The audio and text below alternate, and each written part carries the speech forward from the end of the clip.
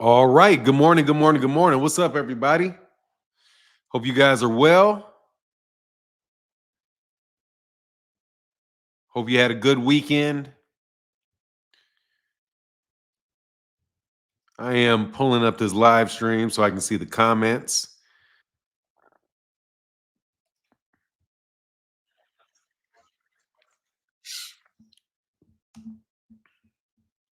Let me mute that. Abe. All right, let me go to the ones that are already up here. Contrell LeGroux, what's going on, man? Paddling alkaline water in the building. Thanks to Boxing Fan. Andy Gill, all things.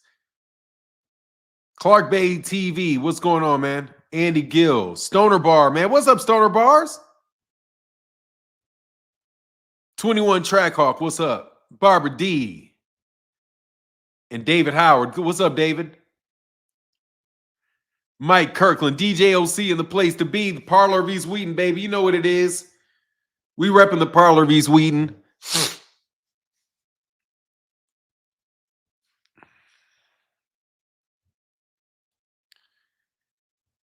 Make sure you guys go follow the Parlor of East Wheaton at mixcloud.com/POEW. That's Parlor of East Wheaton.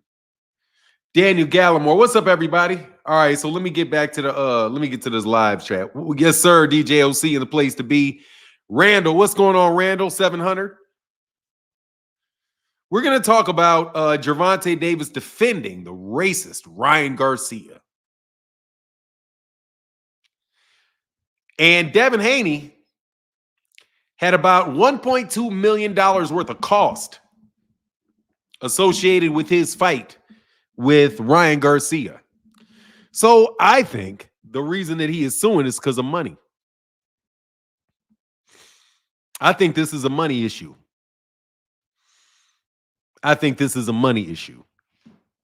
Because I think Devin lost money in that fight. Like, actually lost money fighting Ryan Garcia. It's crazy. There was new information out related to that. What's going on, Phenomenal Show? Yeah, I think this is about money. They took a gamble, man. They took a gamble on that Ryan Garcia fight. And that gamble didn't pay off. That gamble went bust in a lot of different ways, man. $300,000 he had to pay Sandor Martin. Daniel Gallimore says, something to start the day. Thank you, sir. Appreciate you, man. Actually, that's cool. They lost a lot of people money now, but I'm talking about Phenomenal Show. I mean, like, Devin lost a lot of money in that. He had to pay $300,000 to Sandor Martin, and he had to pay $300,000 to Eddie Hearn, according to reports. And the report is supposed to be coming from the lawsuit.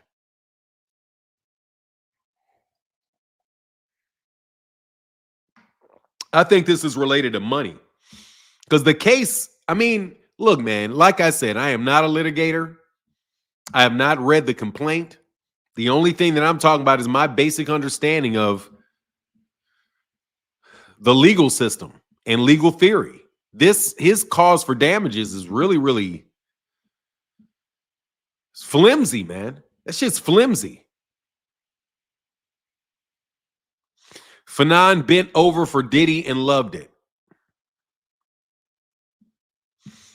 If you say so.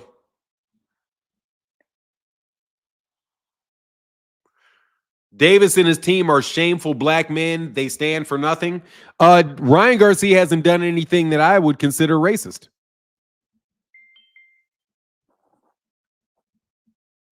I haven't. I know you guys like to cry about a lot of shit. Oh, that's a question? Okay, my bad. Look, man, you guys like to cry about a lot of shit. I'm tired of y'all crying about every damn thing. That's too easy, man. That's too easy. Whether or not Devin is acting a punk, bro, I do not have the filing. No, I still haven't seen it. I'm looking for it. I haven't seen it. T. Orlando, if T. Orlando's here, maybe T. Orlando can find the filing. I have not seen it. And by now, it should be out. If they filed it, it should be out. So I'm thinking maybe what they did is they just gave people copies of the complaint before they turned it in. Because I'm like, where's this filed at? They didn't, so far in the news, it hasn't said where they filed it. Like, is it in Texas? Is it in California? Is it in New York? I mean, where is it? I would assume that it would be in New York. But honestly, that shit might be in Vegas, depending on where Golden Boy and Devin Haney are located. If they're both in I don't know, was Oscar De La Hoya in LA or is he in Vegas?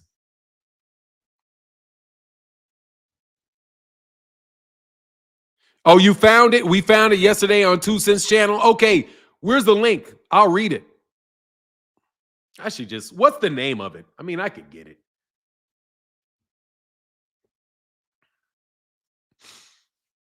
Yeah, but if they have it, then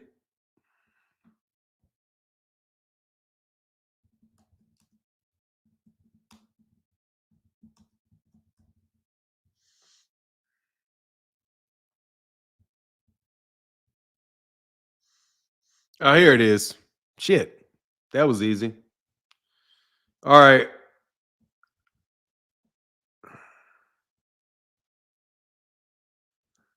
Summons. All right, yeah, I don't want to buy that.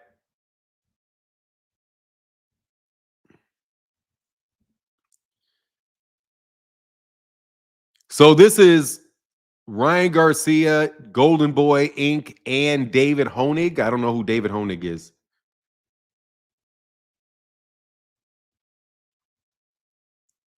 What is the docket number on this? Here's the case. This is a tort.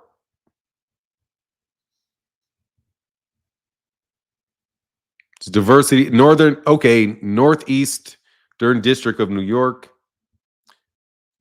Let me see if I can find this mug.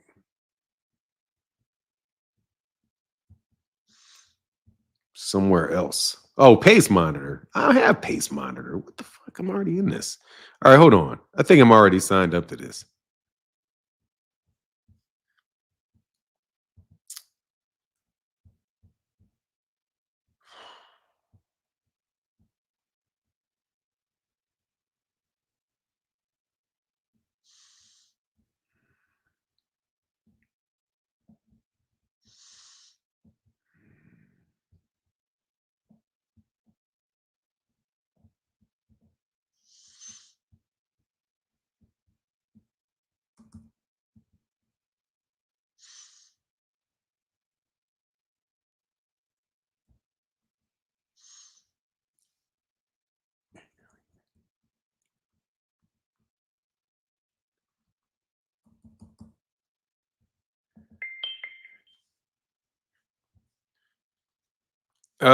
Yeah, I can't find it. Somebody got to send it to me.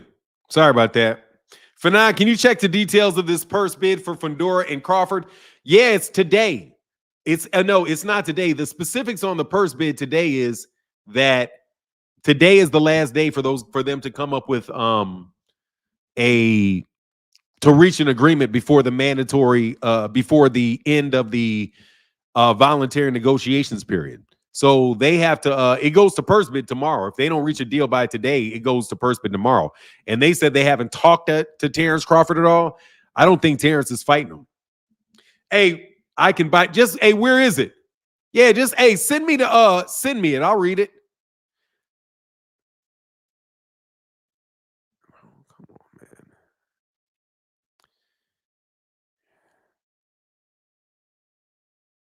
Your boy got to meet Deion Sanders. Oh, that's what's up. Great athlete there, man. Martin, what happened to Fundora and Spence? It's probably going to still happen. I think they're calling the bluff, Leslie Jackson. I think they're calling the bluff. Terence Crawford's probably not going to fight Fundora. Probably not going to fight him. Because if they haven't spoken at all to negotiate it,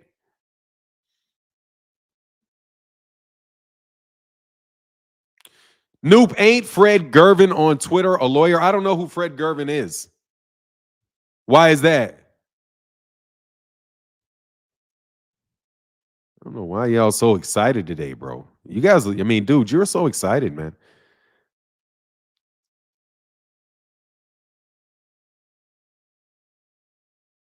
No, it's not a real discussion. No, Nelly got clipped, man. Why not, dude? This dude's ain't real, man. Salute for 9. Hit y'all. Hey, what's going on, Hen Dog?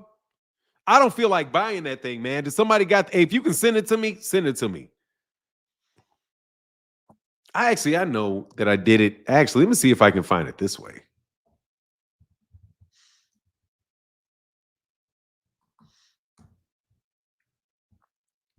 Yeah, that's the thing I'm a part of. Okay. Okay, hold on.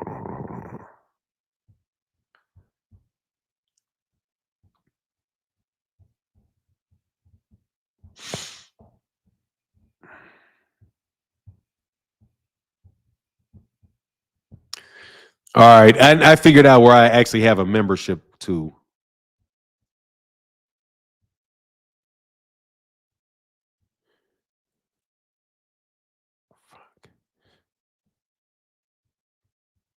Ugh.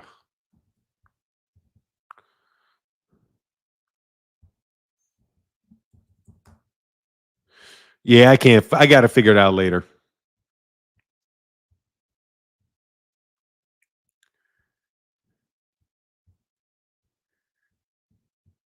Yeah, I want to keep doing that. Oh, Clapback Thursday. Yeah, that's gonna be funny. Hey, thanks for the support, man.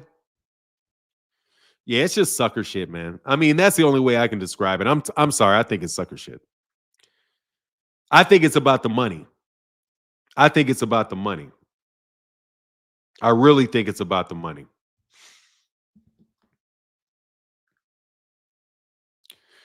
And only about the money. What it do, man? Love Down Gaither. I'm about to read this case if I can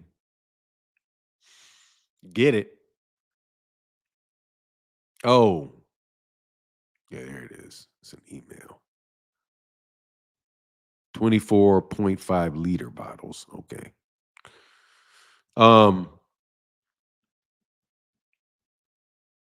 Yeah, I'm trying to find it and then I'll get it and I'll read it.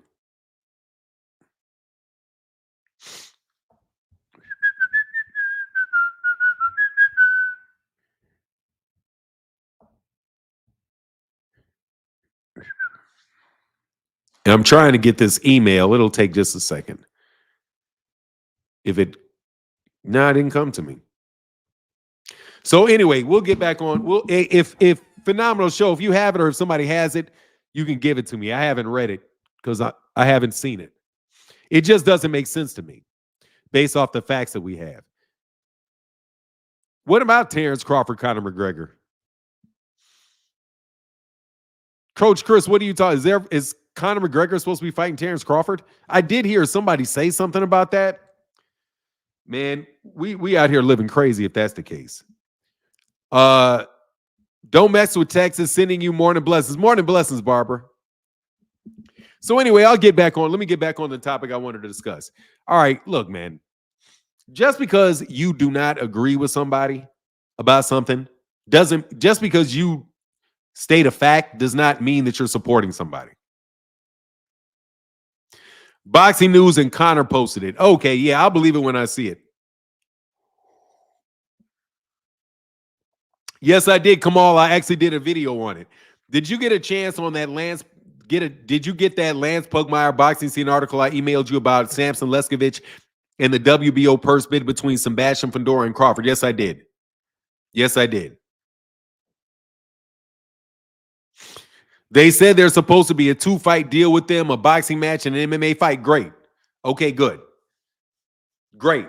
So good. So drop the belts.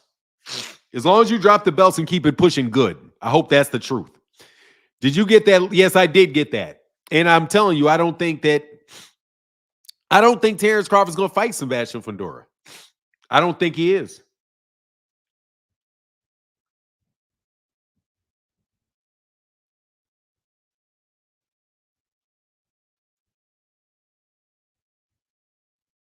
And they're basically just forcing his hand by saying, okay, let's have the bid. You're not going to do the bid. I told you, I think I told you that as soon as it got ordered that all they have to do is force Bud to purse bid, and the fight won't happen. Didn't I tell you that? Come on, like a while ago when they first said it, I was like, what's the big deal? Because Bud is not going to go to purse bid with him. They're just kind of fronting with it. I thought Crawford was fighting Bum Lufkin. Hey, man.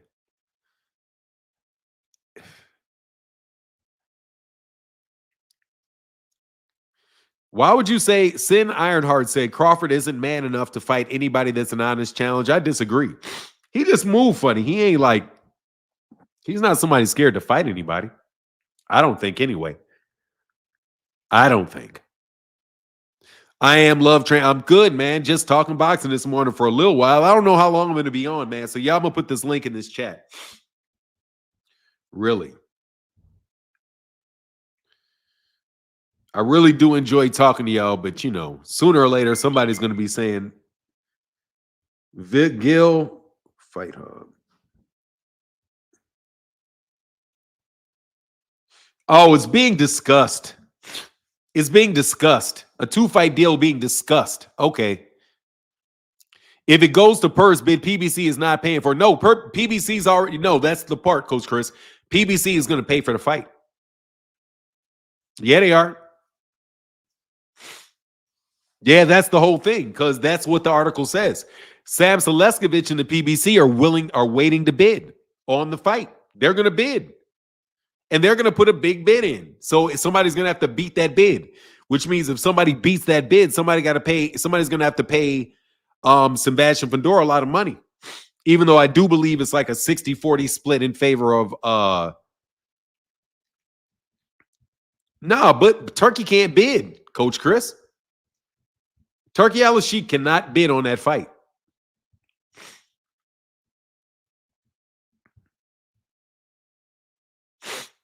Allergies. It's my allergies. He can't bid on that fight.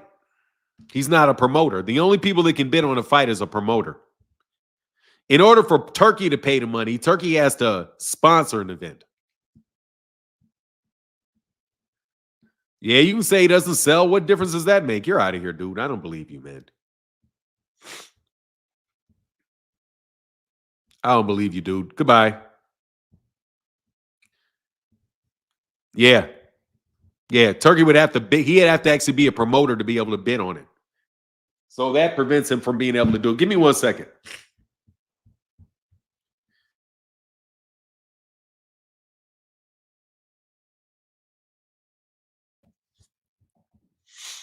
Sorry, Kay, I had to blow my nose.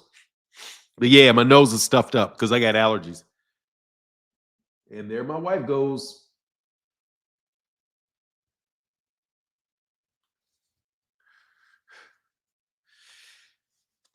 Stoner bars.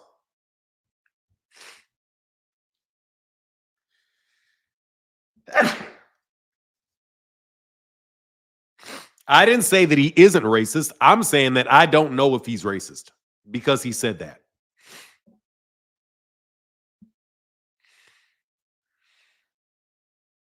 I heard the conversation that he had. I can't read his mind.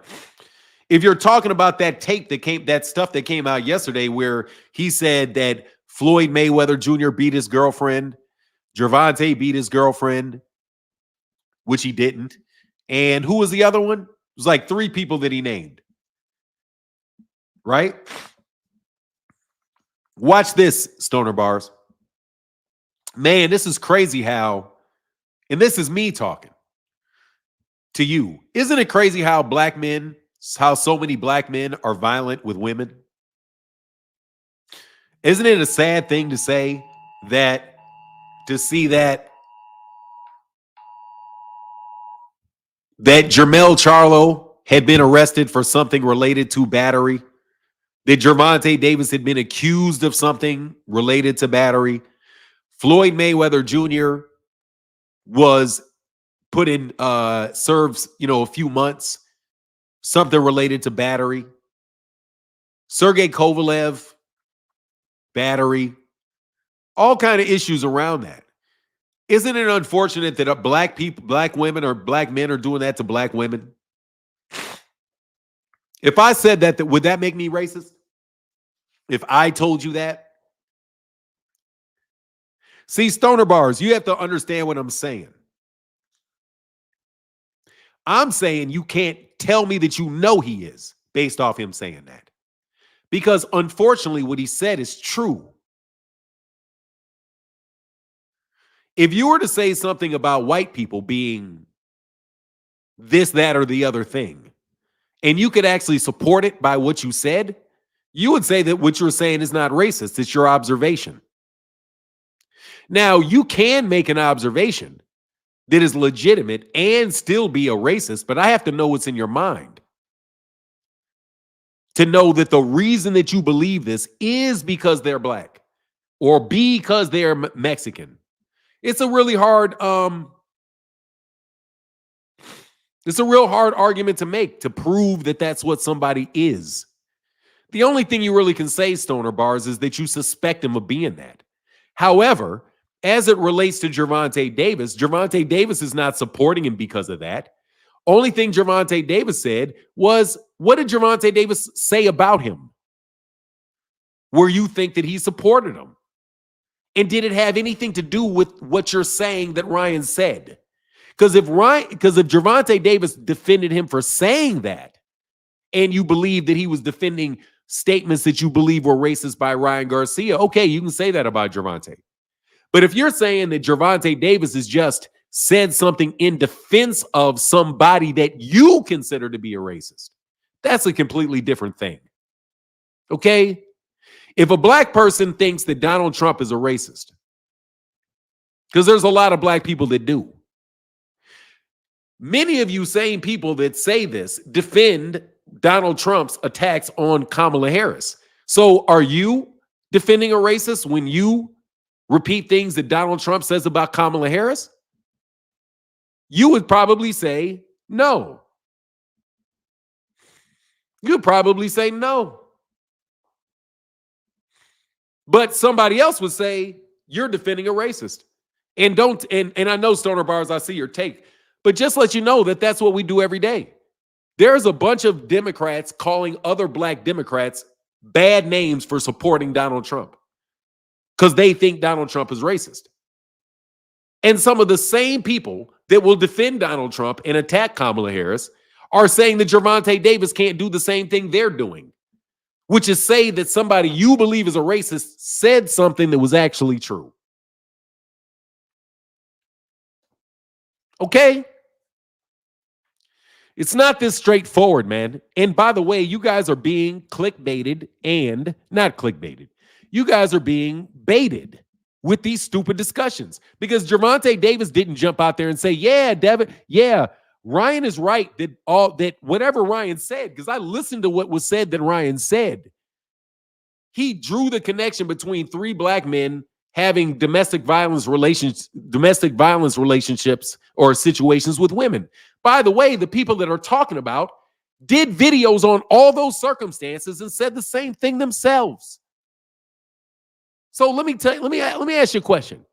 If I do a video about Gervonta and Gervonta having a domestic violence issue, I'm not saying that he did it because obviously he didn't go to jail for it, but if I do, because I did a video about that. I did a video about Jermel's too. I did a video about Floyd's. If I do a video about all three of those and I talk about all three of those things, how can I criticize Ryan for talking about all three of those things as well? I can't. So you got people doing videos that literally criticize black people for doing the same thing that they're calling Ryan a racist for criticizing black people for doing. So it's like, it's okay for me to say it, but it's not okay for him to say it. And even though what he said has nothing to do with Gervonta at all, Gervonta's held responsible for it. I didn't hear that he said black women deserve it. I didn't hear that. And I would have to hear the whole thing. And I damn sure don't know Oh, here it is. I damn sure don't know whether or not Gervonta Davis knew that. But like I said, I suspect Ryan Garcia being racist. I do.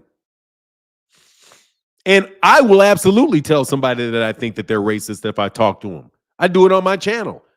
I put videos up literally of dragging a dude out that I thought was doing that. I have no problem doing that. I'm not somebody that is a racist denier. Bro, Stoner Bars, you have to play me the tape, bro. And still it's not Gervonta's fault. I'm telling you, I don't know. I have to hear him. Here you go, man.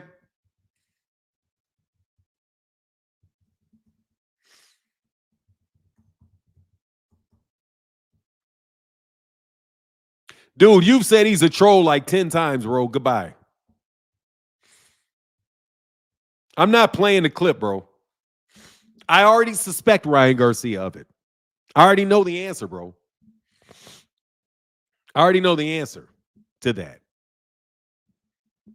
Number one, I don't care. Let's just be real. Number one, I don't care.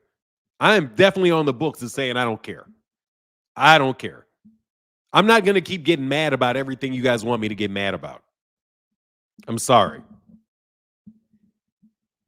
I can literally open up the internet and find those things all day, every day, all day, every day.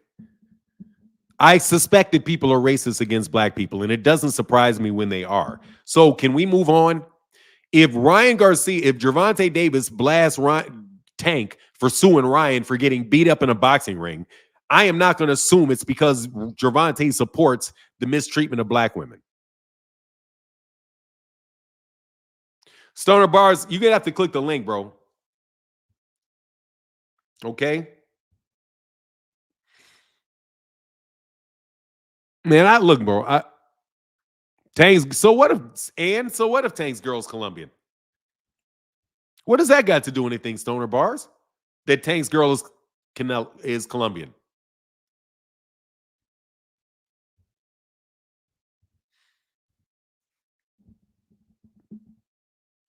What does that got to do with anything? What difference does it make? Stoner Bars, what difference does it make that Mayweather's girl was mixed? What does that have to do with anything?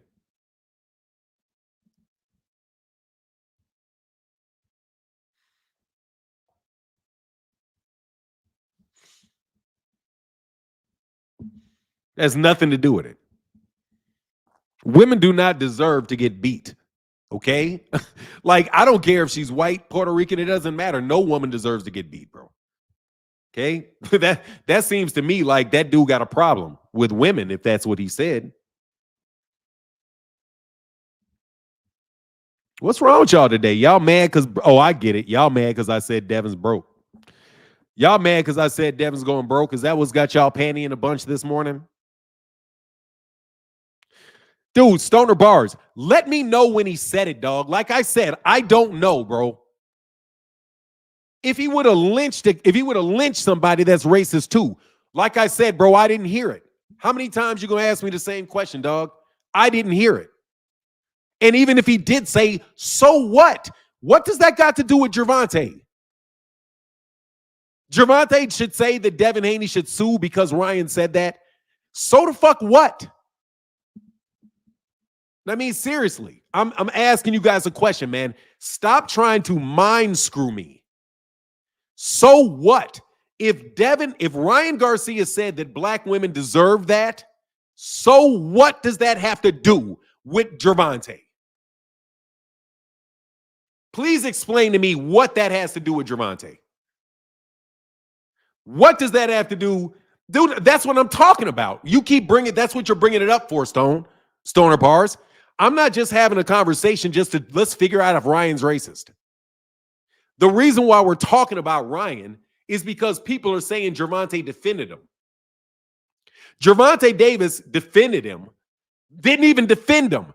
All Gervonta said is, dude, why are you acting like you lost because you didn't get punched with left hooks to the head? That's what a whole lot of people are saying. Devin is acting like he lost the fight because of that ostarine. I'm going to tell you, bro, the vast majority of people don't believe that. The vast majority of people believe that man got hit with them hooks. And that's why he got hurt. So Gervonta is like, man, what are you talking about? That's not defending Devin. That's not defending Ryan for saying something about black women. That's y'all trying to manipulate people. That's you trying to manipulate people, period. You're trying to draw a connection between Ryan being a racist and Gervonta Davis saying Devin Haney got beat because he got hit with a left hook.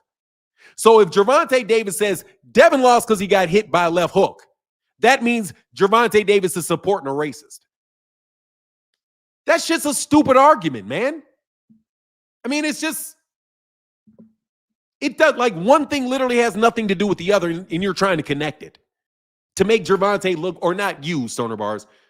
Other people are trying to make Gervonta Davis look bad because Ryan said something.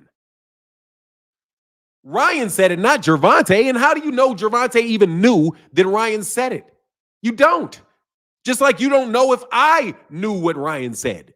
So if I don't know what Ryan said, you can't hold me guilty for defending a racist, because guess what? There's a lot of racist stuff a lot of people said that I don't know about. You could be doing shit. Devin does business with Eddie Hearn. Does business with Eddie Hearn. Eddie Hearn's been called a racist. Is he supporting a racist?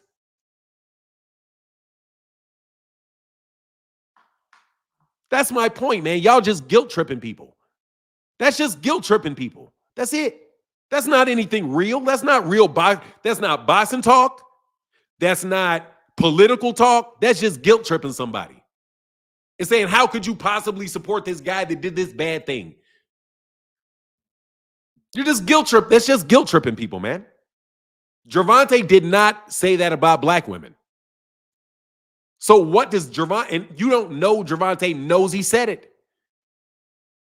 So why would you blame Gervonta for what Ryan said as a way to defend him, defend Devin from something that Gervonta said that was the truth? Gervonta said something was true. Bro, you got hit with them left hooks, man. Oh, we can't listen to Ryan. We can't listen to Gervonta because Gervonta is talking about Ryan's left hook, but Ryan said black women deserve to get beat up. So therefore, come on, we can't listen to Tank because Ryan said something bad about black people. Tank cannot say that Devin needs to get better. Dude, all they're saying is that Devin needs to get better. That Devin needs to accept that he got beat in a fight because of something he did in the ring. How is that supporting a racist?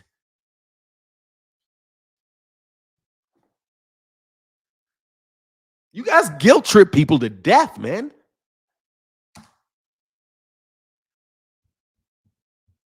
Hey, Stoner Bars, how can I help you?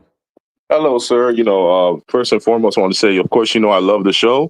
And when I ask you these questions, it's just that, I really respect your mind. You're educated and you have a long education as far as education in these studies or whatnot, especially like racial or whatnot. So sometimes I go to your channel and then I learn some things.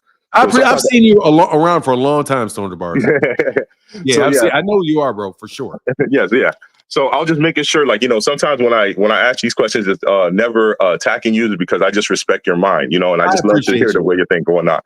Thank you. So pretty much with the whole situation, obviously we know he's going on whatever situation he's going through in his head or whatever the case is. But, I hear a lot of people, when you said racial or whatnot, he specifically mentioned like skin color and things like that. Not knowing that, Gervonta's ex, I mean, I know there's African descent in Colombia or whatnot, but, she's Colombian. Floyd, the one that, pretty much, allegedly, said that Floyd assaulted her or whatnot. She was like a mixed race. She's also of African descent, also Indian descent, and something else. So, when he said something like, and I forgot the first person he mentioned, was it Jermel or something? I forgot who he mentioned. Jermel. Yeah, maybe so Jermel. It applies to Jermel. But yeah, so it applies to Jermel. Mm-hmm. It's not Jermel's wife, though. Yeah, exactly. So when it comes to these situations, right, even without the fact checking behind it and on his behalf, I'm saying even on his behalf, maybe he perceived that these women were black or of African descent. But obviously we have one black woman. Hold on a second, man. Hold on. What does this have to do with Gervonta Davis? No. I wasn't talking about Gervonta Davis. You told me to click on the live, and that's all I did. Listen to me. I understand what you're saying. Mhm. What I'm saying is this. Yeah. Ryan Garcia said what Ryan Garcia said. Mhm. I can't read Ryan Garcia's mind. I can't. I can listen to what he says and I can think, oh, maybe he doesn't like black women. Yeah, for sure. Okay, but that has absolutely nothing to do with whether or not he needed to duck left hooks when he fought Devin Haney. So when Ryan Garcia fought Devin Haney. Mhm. So for people to say that Gervonta is supporting a racist by telling Devin the truth, because guess what? The racists can tell the truth. Mhm. Just because somebody doesn't like black people doesn't mean they can't tell you how to drive a car. And they can't, and they're not able to look at something and tell you the truth. Mhm. There's a bunch of racist people in boxing that can tell you whether or not you have a good jab or not. Exactly. So you can't just assume that Gervonta is, just because he's saying the same thing that Ryan would say, that Gervonta is saying it to support him because he's trying to defend a racist. That's just not, there's no connection to that. Yes, exactly. Yeah, so that's what I'm saying. And I wasn't one of those individuals who felt like, the Tank, as far as the Tank situation with him and Devin. I thought you were just talking specifically about what I was speaking about. But no, I'm not one of those individuals who thought like Tank, just like you, I think you broke it down well. It's not like he said he supports what Ryan said or whatnot. It's not like he directly said that. He pretty much stuck to the facts. Like, obviously Devin got demolished as far as like, not knowing how to block. Was it the left hook or the right hook? I forgot which hook was it. The left hook. Yeah, so I saw that fight, and then the thing I was thinking about is like the first time he got kind of dazed is like, why don't you, maybe he didn't expect it after it hit him the first time. Maybe he couldn't recover, whatever the case is. But but I agree completely with that. I completely agree with that. I just think that Tank and Mayweather, when you see somebody with big voice, and this is pretty much what it is. I feel that when you see somebody with big voices or whatnot. They hold such merit, right, inside boxing or whatnot, to hear them kind of like lean. His dislike for Devin is kind of more than his dislike for Ryan or whatnot. He repeatedly says that he likes Ryan, but he never really speaks out on it. And I think that's what most people issues are. And then, like I said, I'm in agreement with you because you don't have to look for it. You can go on a video game. I got to make you kind of ran through that.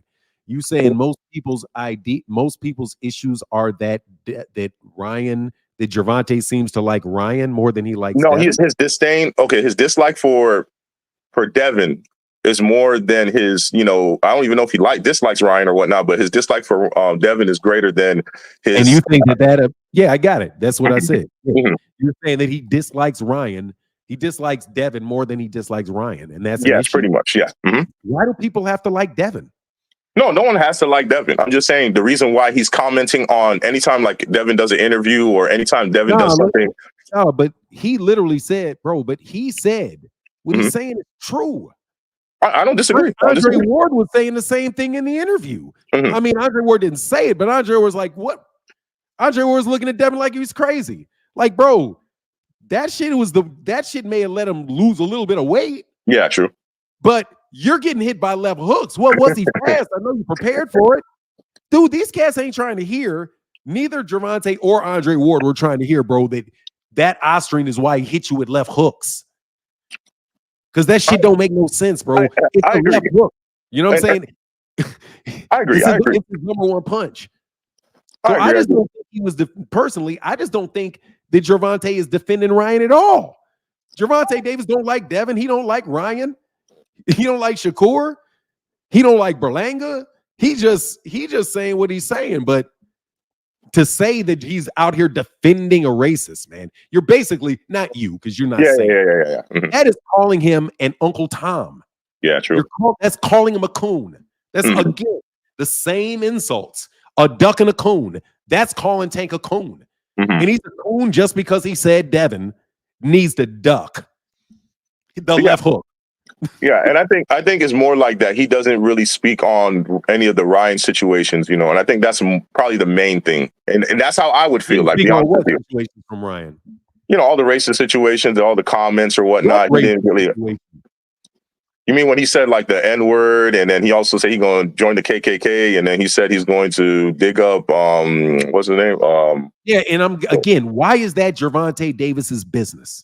It's just that, you know, once you have somebody like Ryan who speaks about it, and then I understand. My fault. What did Errol say about it? What did Errol Spence say about it? Like I said, I mean, no, seriously, I want to go through this. What did Errol say about it? Errol didn't say anything. Okay, what did Terence Crawford say about Ryan? I don't know if he said anything about Ryan, but I haven't heard anything. What did Jermel say about Ryan? I haven't heard anything. There you go. I could go on and on and on about people that didn't say anything about Ryan. But why does Gervonta have to do it? It's just because he was his opponent, and I think that's why. Nah, bro, it's because no one said he has to. Way to hate. Come on, man. No one says that he has to say it. Stoner bars. Come on, man. Let's be straight. Gervonta Davis ain't got doesn't owe Devin Haney anything. He doesn't owe it to compliment him. He doesn't insult. He doesn't owe him to defend him. He doesn't have to speak on Ryan if nobody else has to speak on Ryan.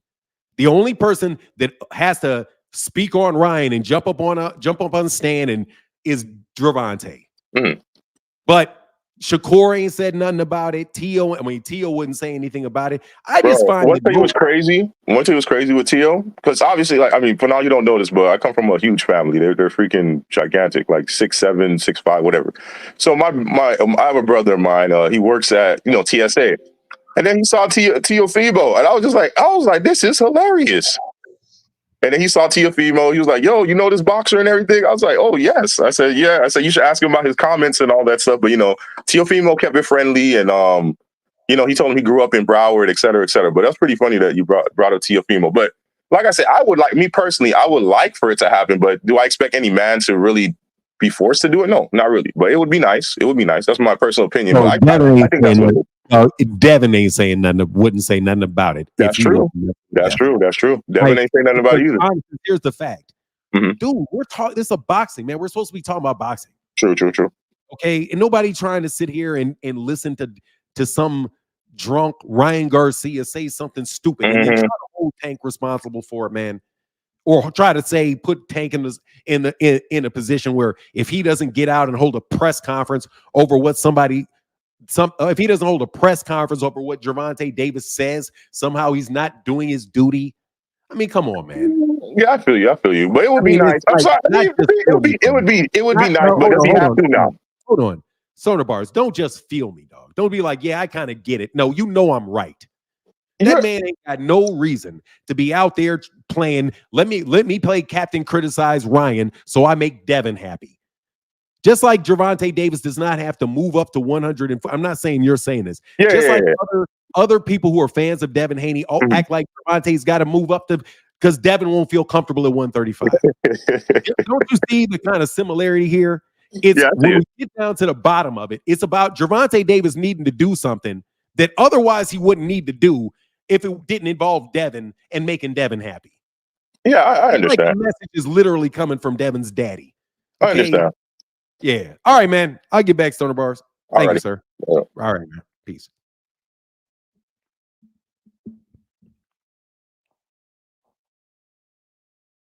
I'm not saying he didn't say anything bad. He just needed to stop talking. But dude, come on, man. If I'm going to talk about, come on, man. Gervonta Davis ain't got any responsibility whatsoever to be out here giving speeches about Ryan. How could you possibly be doing this? Whatever, man. What up, Malik and Daniel? Also, I have to tell you something else. You guys really need to take a civics class. YouTube channels need to take civics classes. Okay, I got you. Devin didn't just look right that night. If he did, he would have seen the left hooks coming. Still don't think he looked right since. I don't know. It may be the weight drain. Okay, so let me pull this up. Thank you, man. All right, so I'll pull up this. Thank you, bro. Appreciate you, man. All right. I don't want to pull it up. Okay, so Pat English got a jersey.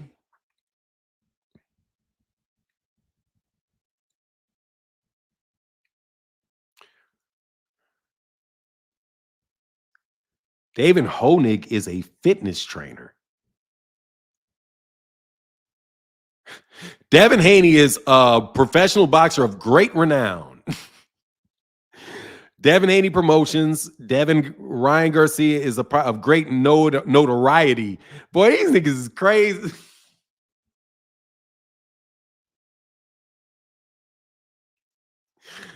Defendants John Doe's and are done. Let me see. Okay, Dan Hogg is a fitness trainer residing in New York.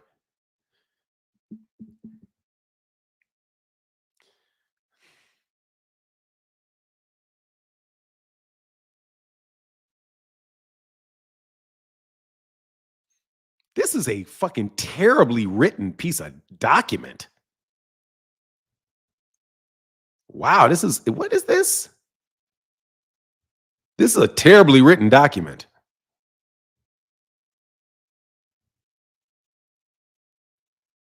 This is terribly written.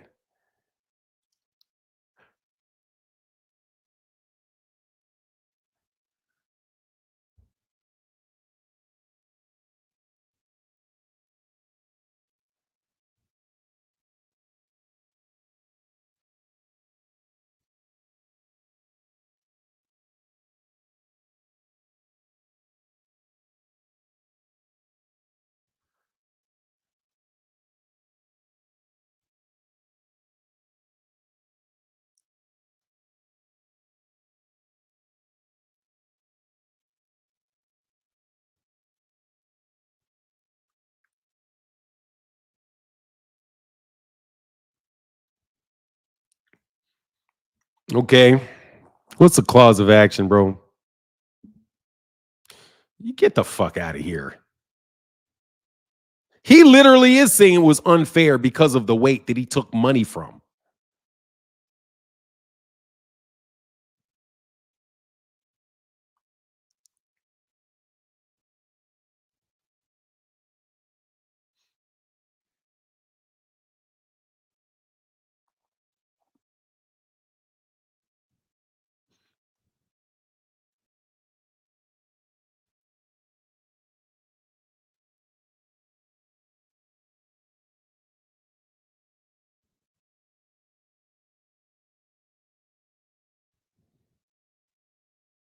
Oh, they suing David Scooter.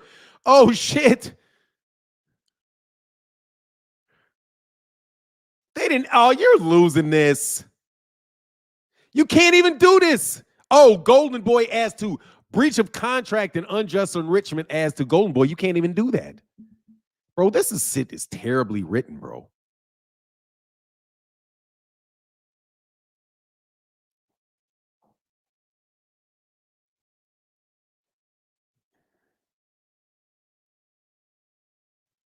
All right.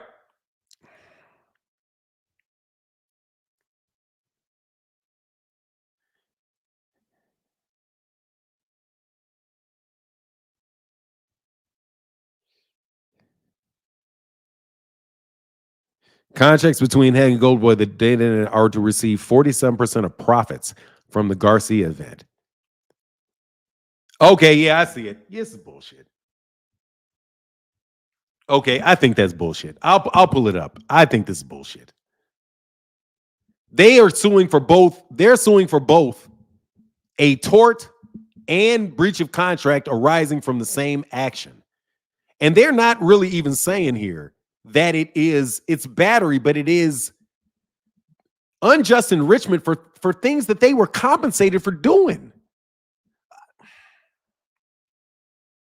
This is always a bad sign. I'm going to tell you right here. No, I'm going to tell you right. I'm going to show you this right here. Who is this guy from New Jersey? Why would you turn that in like that? Let me see. 1, 2, 3, 4, 5, 6, 7, 8, 9, 10, 11, 12, 13. Yeah, it skips down. 13, 14, 15, 16. Then E.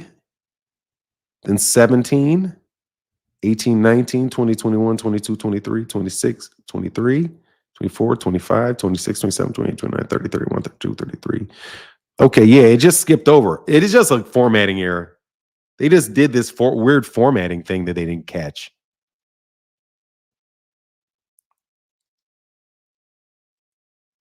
In a weigh-in for the bout of April 19th, 2024, Garcia, in violation of his contracted obligations, came in 3.5 pounds over the contracted weight.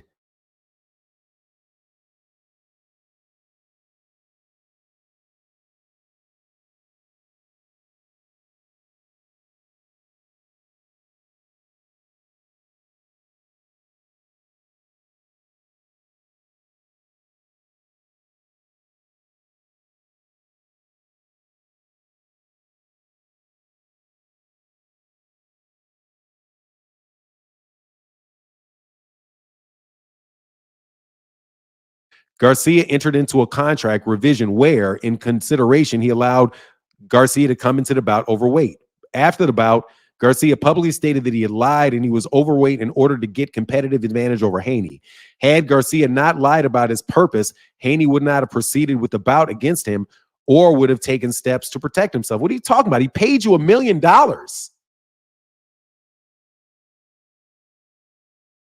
They paid you $1 million, Dev. Look how he left that out. After the bout, Garcia publicly stated that he had lied and was overweight in order to get a competitive advantage over Haney. He was joking.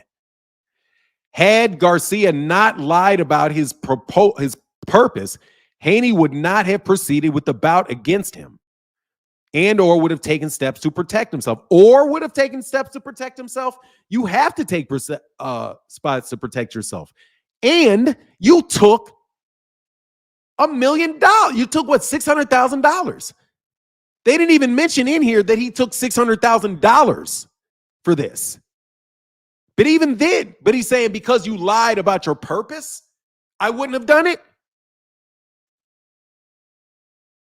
This is flimsy as shit. I'm going to pull this up. Let me download this and then I'll go through it. I'll go through this. I'll go through this shit. And I'm going to go through this with a fine-tooth comb. Do I got time? Do I really have time? And the D you bounce on at night. What is this? Keisha Galore. What are you talking about, Keisha Galore?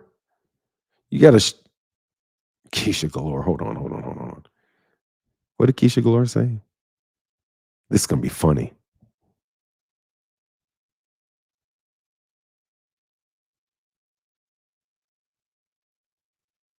And the D you rode, what? Are you talking to me? Let me know you talking to me. I hope you talking to me.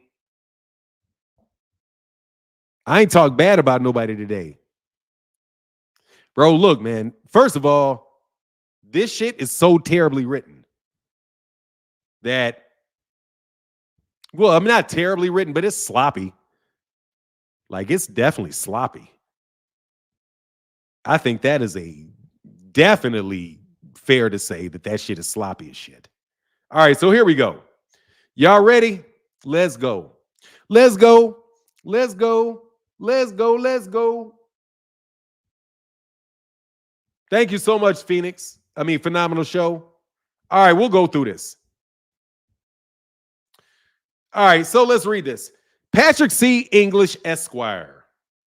Dines and English LLC, a New Jersey firm. Attorneys for the plaintiffs, Devin Haney and Devin Haney Promotions, Inc. Let me do a quick Pat. See, I know the name Pat English, don't I? Pat, that shit was sloppy, bro. I ain't gonna lie, bro. That shit was sloppy. You need to get whoever turned that shit in for you. Let me see. Patrick C. English.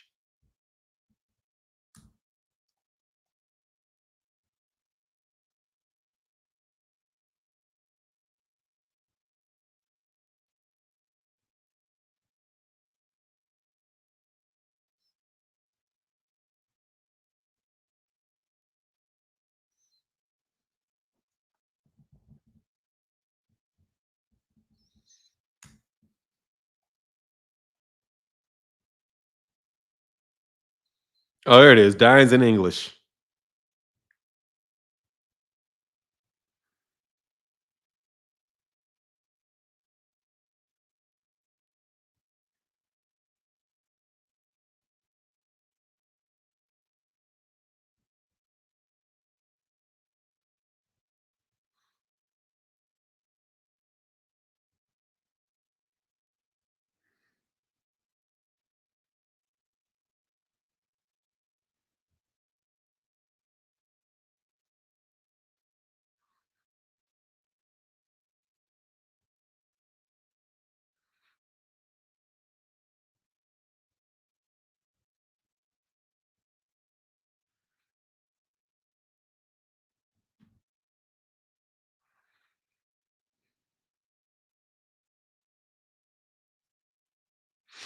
Okay, Professional Boxing Safety Act. Okay, he has something to do with the Professional Boxing Safety Act. Let me tell you, bro, this shit is bullshit.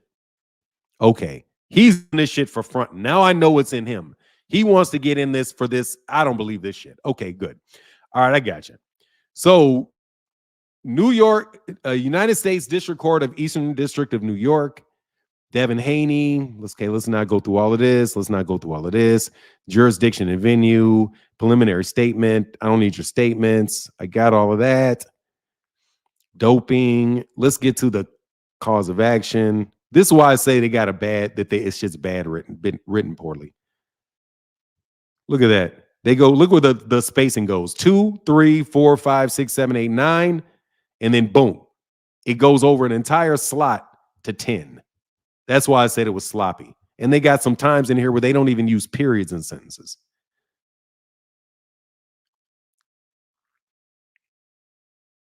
It is blemished because of the no contest. He made representations during the promotional contract.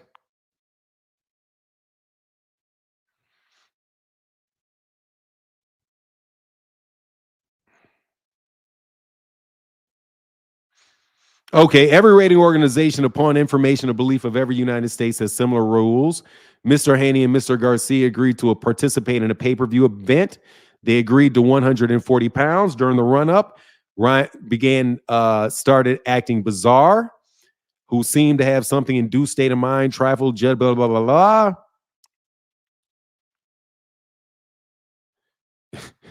So he starts talking about how he was acting crazy. It was impossible for Mr. Haney and his advisors to determine with certainty what was really to hype the bout and what was delusional.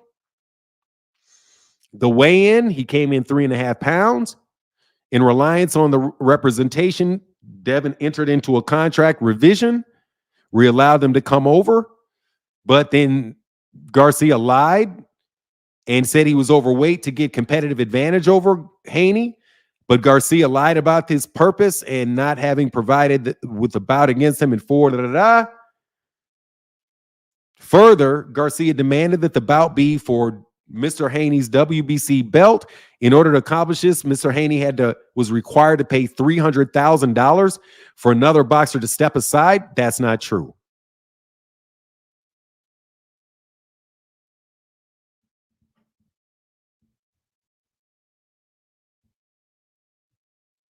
That's not true. Garcia demanded that the bout be for Mr. Haney's WBC title. In order to accomplish that, Mr. Haney was required to pay $300,000 for another boxer to step aside. This payment was unnecessary, but for Garcia's demand and representation that he wished to fight for the WBC title. A fraudulent demand, as he later stated, he never intended to make weight, a requirement for a fight for the WBC title. That's the bout was entered into for the WBC title. You can now, let me make sure I get this is right, because this is about fraud, boxers. This is about fraud, right? This is not battery that they're talking about. They're talking about fraud. Garcia demanded that the bout be for Haney's WBC title, as if Devin Haney had nothing to do with defending his own title.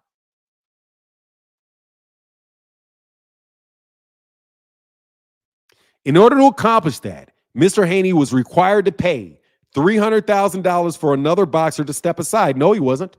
He could have not taken the fight.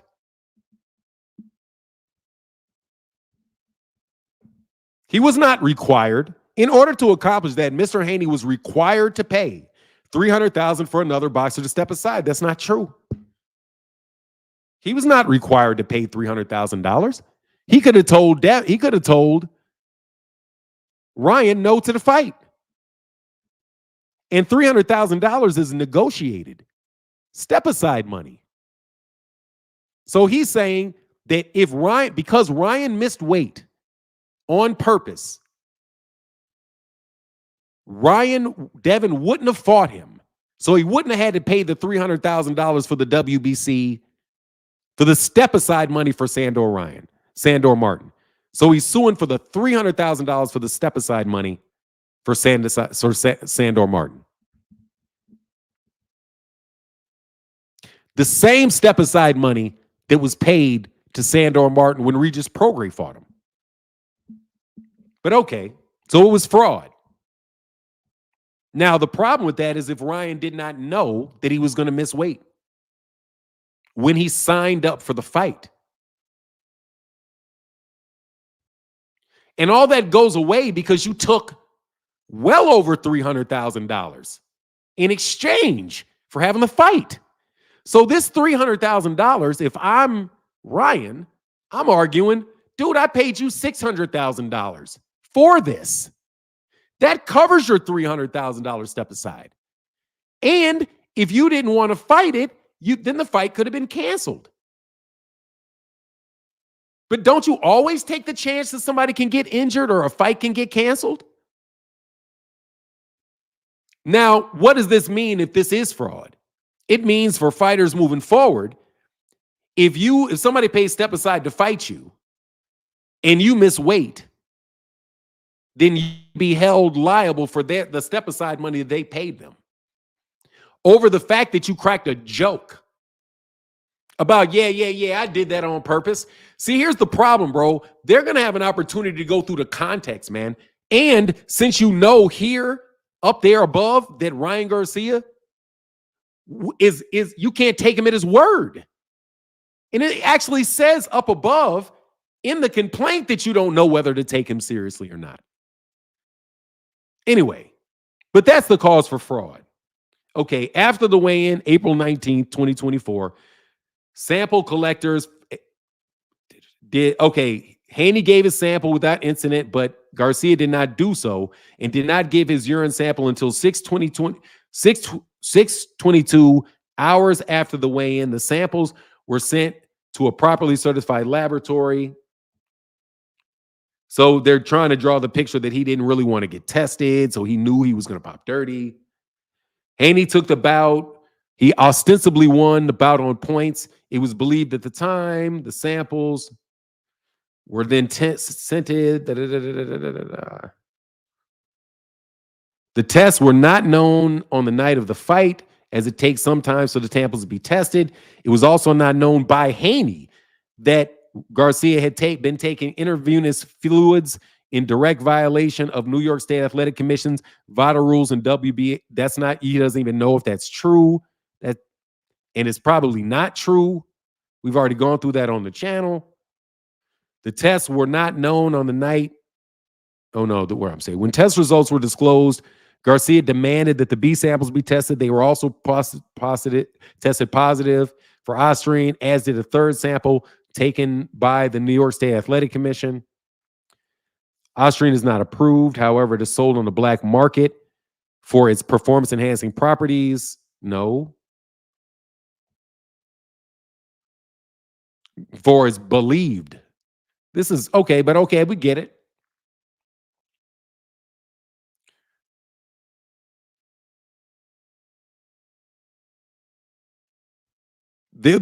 No. Dude, no. Okay, yeah. No. I'm sorry. It's hard for me to go through this because this is the argument these guys are making. But this argument, dude, I'm telling you, they're going to rip a hole in these arguments. There's a truck you can drive through that. that because they're saying that they say it's trace amounts, but it's not trace amounts. It's 30 to 50. It's 35 to 60 times the amount considered in those jurisdictions to be trace amounts. No, it's not. You're doing a false equivalency, sir, between trace amounts and the acceptable amount.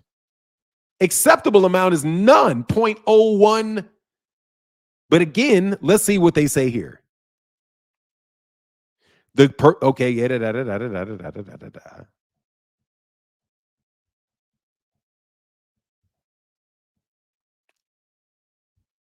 What is this? Okay.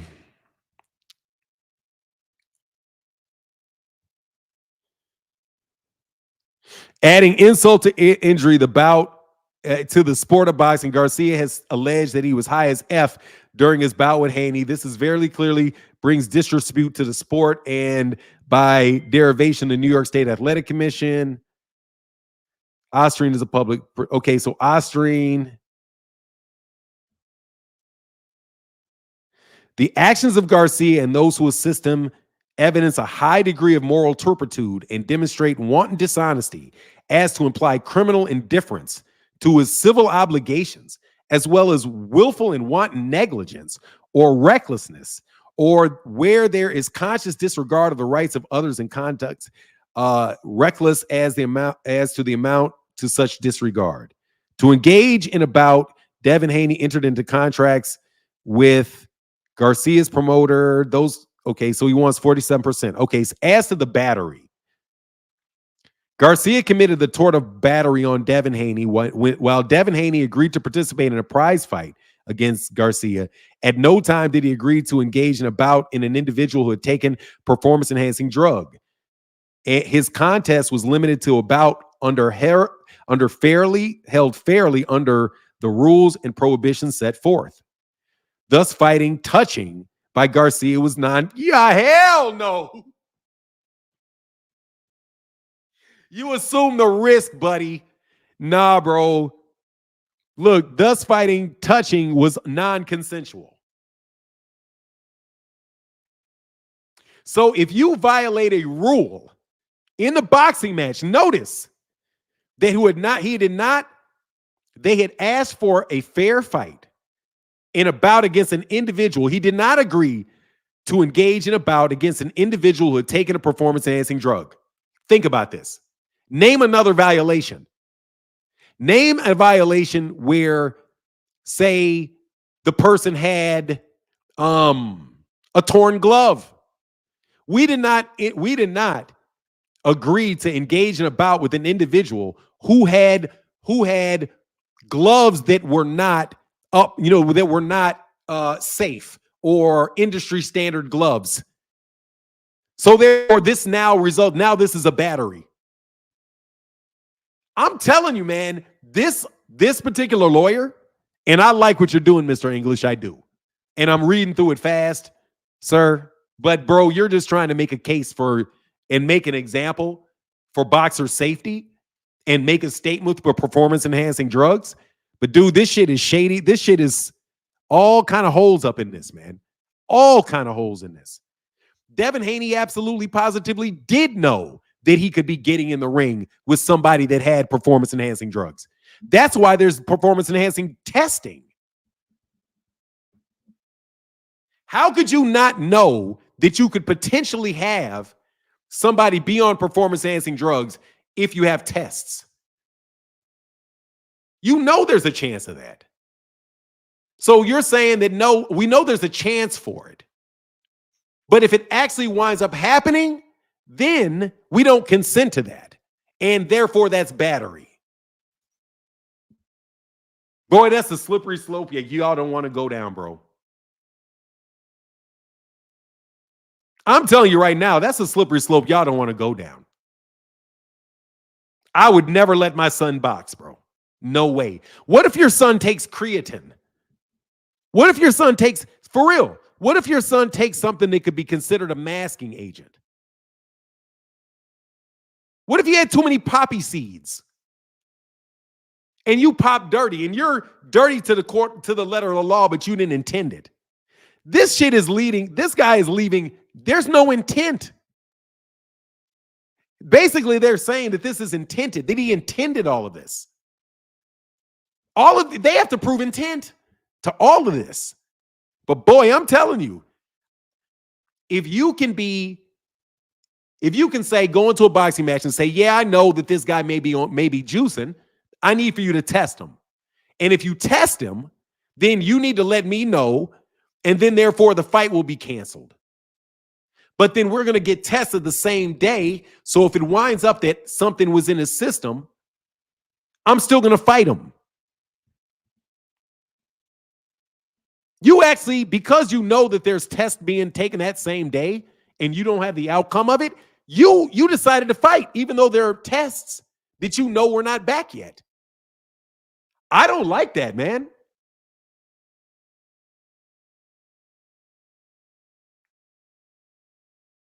I'm telling you, if I was a fighter, I wouldn't fight him. Because if you get, first of all, you can't crack jokes. You can't crack jokes. You can't say, yeah, I eat steroids. Devin gonna take that tape and put that shit in front of a judge. Devin's the biggest snitch in boxing.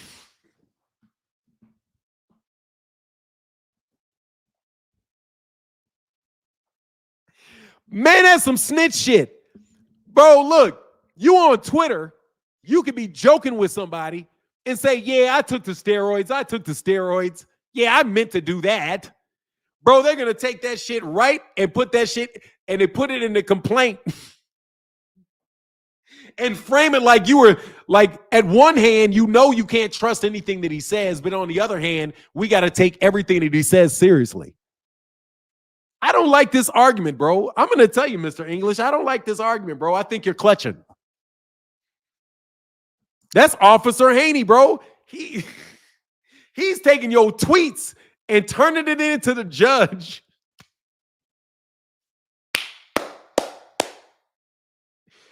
Man, he took the tweets and turned them into the judge. He's taking your tweets. Hey, man, y'all better not be tweeting Devin on the low. You better not be tweeting Devin on the low, bro. If he got you on tape, that shit's going in the complaint.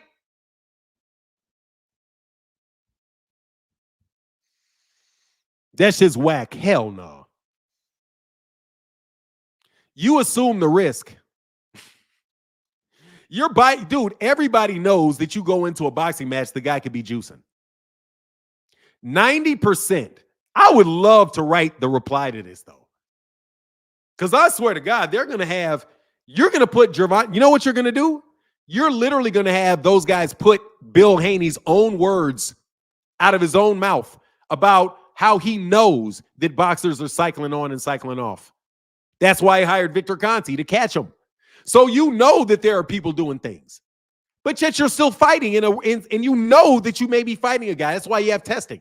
That's why you asked for VADA testing. So you don't just get your victory back. It's not okay that you get the loss taken off, because you were made whole on your reputation. You were made whole on your reputation. They're also going to sue those guys. Listen to you. You guys, you fitness nutrition guys, they're also suing the nutrition guys for when they reply that, hey, man, they gave it to me. So if you are supplying supplements to boxers,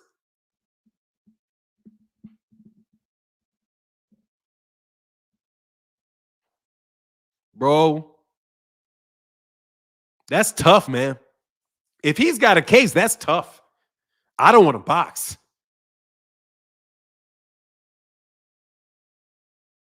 Devin is on tape saying it doesn't matter how much he's overweight. Yeah, he's also on tape saying I got paid $600,000 for it. And you know what else they're going to do? They're also going to take all of the times that Devin lies. Let me tell you what you're going to have to worry about, Devin. Seeing as you just got in here and pointed out all the contradictions and things that he said, bro, they're going to pull out all your contradictions too. They're going to pull out the fact that you weigh in at fights 25 pounds over. You are past the weigh-in rules for the WBC, and they didn't punish you. So now somebody needs to sue you for battery because the WBC didn't enforce their rule on 25-pound weigh-ins. If I'm if I'm Regis Prograis, I'm suing you. If I'm Regis Prograis, I'm suing you. If I'm George Kambosos, I'm suing you. If I'm Lomachenko, I'm suing you. Because if you fought for a WBC belt, no, he didn't waive the claim to Orlando because T Orlando. What do you mean to Orlando? Devin accepted the money too. Devin accepted the money. So how did he waive the claim? How come Devin didn't waive the claim to Orlando? I'm not telling you. Oh, I know he did. T Orlando. I know he did, T Orlando. Don't get me wrong. I know it's bullshit. Okay? I know it's bullshit, T Orlando. With all respect, I understand that it's bullshit. I understand it's bullshit. Trust me, I know it's bullshit. I'm just saying, because you know what I'm doing. I'm talking to the boxing hackers of the world, the Twitter lawyers, the YouTube lawyers. What they're going to say is that, yeah, waiver. I know it's waiver by acceptance, acquiescence. Yeah, I know it's acquiescence. Like the fact that he acquiesced to the punishment for the WBC and the WBA by taking the WBC's belt. Because the fact of the matter is the belt was on the line for Devin. If Devin had lost that fight, guess what? That belt would have went. Matter of fact, the belt did go vacant, didn't it? No, Devin kept it. Hold on. Oh, no, because Devin kept the belt. He was going to keep the belt either way, whether he won or he lost. Hold on. If you were going to keep the belt whether you won or you lost,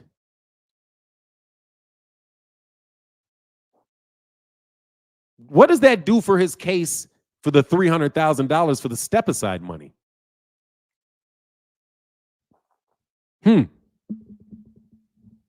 Ryan missed weight. It doesn't matter. He took $600,000 to go on with the fight. He took $600,000 to continue with the fight, so it doesn't matter, man. I'm sorry, bro. You can't claim that he tricked you. You took $600,000. And he was 3 pounds over. And there was a bunch of rumors that at the time that he could have done it on purpose. You still knew he was 3.5 pounds over and he wasn't legally allowed to make the weight. And you said yes. But now but if I would have known he did it on purpose, I wouldn't have said yes. To $600,000, you wouldn't have said yes. To $600,000 if he would have said, yeah, I did it on purpose. I'm struggling to see how that makes a difference.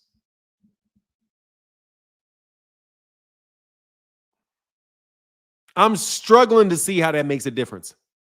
So it's 3.5 pounds over. You're not allowed to go back and make weight.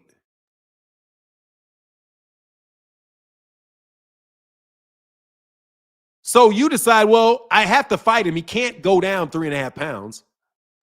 But then you also choose not to have a rehydration clause, which is telling me you didn't care about the weight because you didn't ask for a rehydration clause. That's evidence to the fact that you didn't care about the weight. So why are you claiming now that you care about the weight? It's almost like your lawyer didn't listen to the things that you said on tape. Why would Ryan hire a weight loss guy then? I mean, look, the guy was already on tape before it happened, letting him know that it was not on purpose. Scooter was already like, no, dude, no way. How can you do that? First of all, Scooter said you can't even do that because we really don't know where he is because it's not an official scale. So how could I even aim for 3.5 pounds?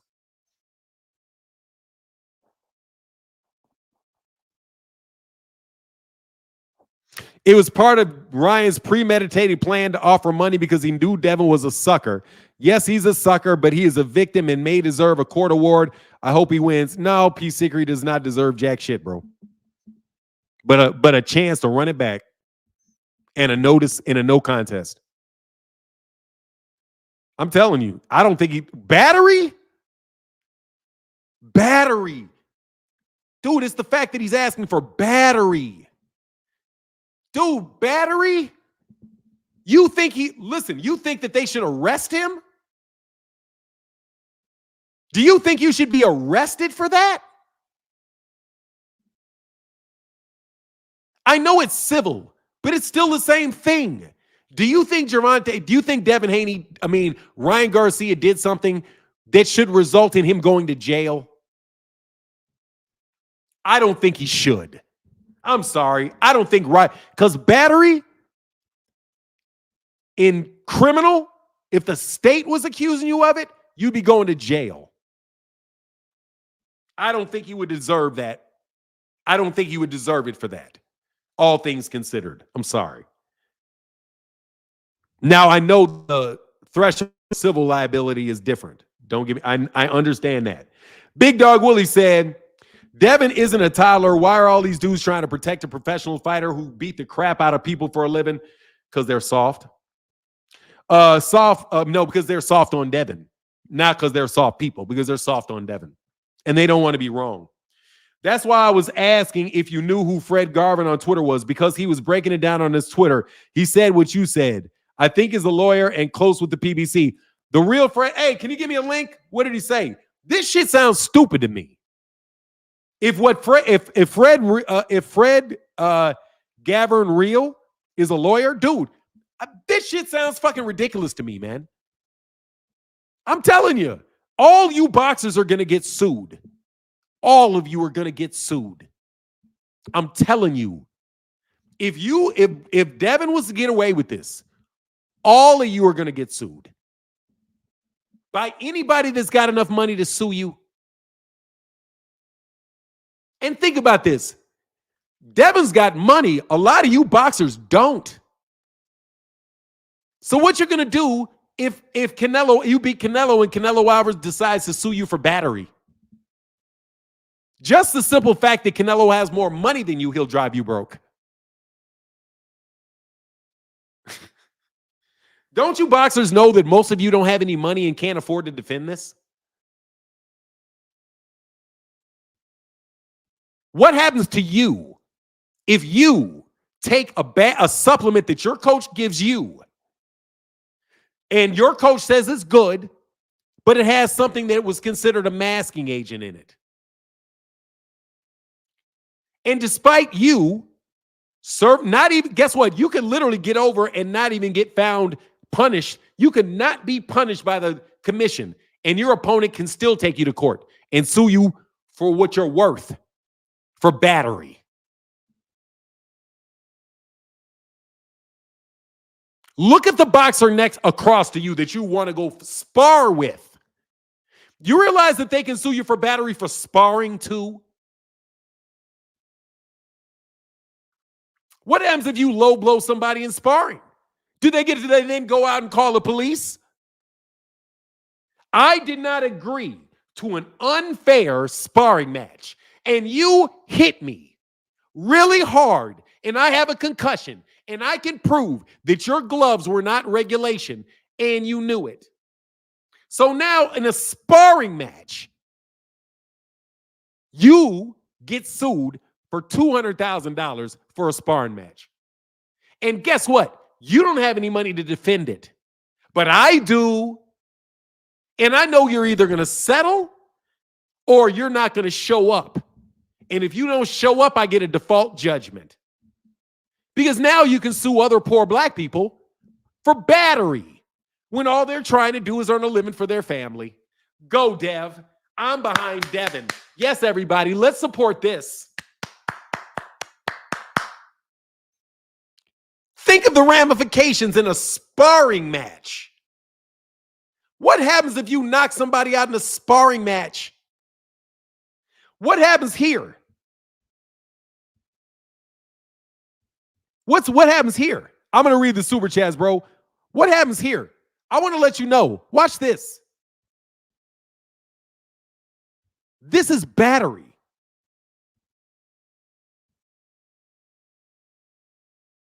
That's battery. This is battery.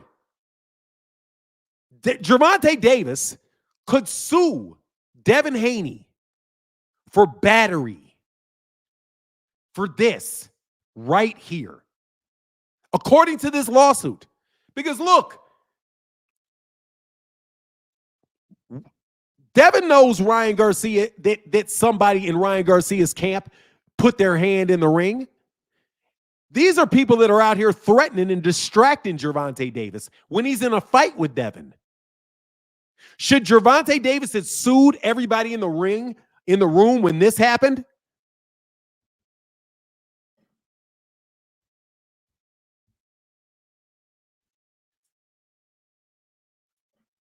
Should he? Should he? Should he?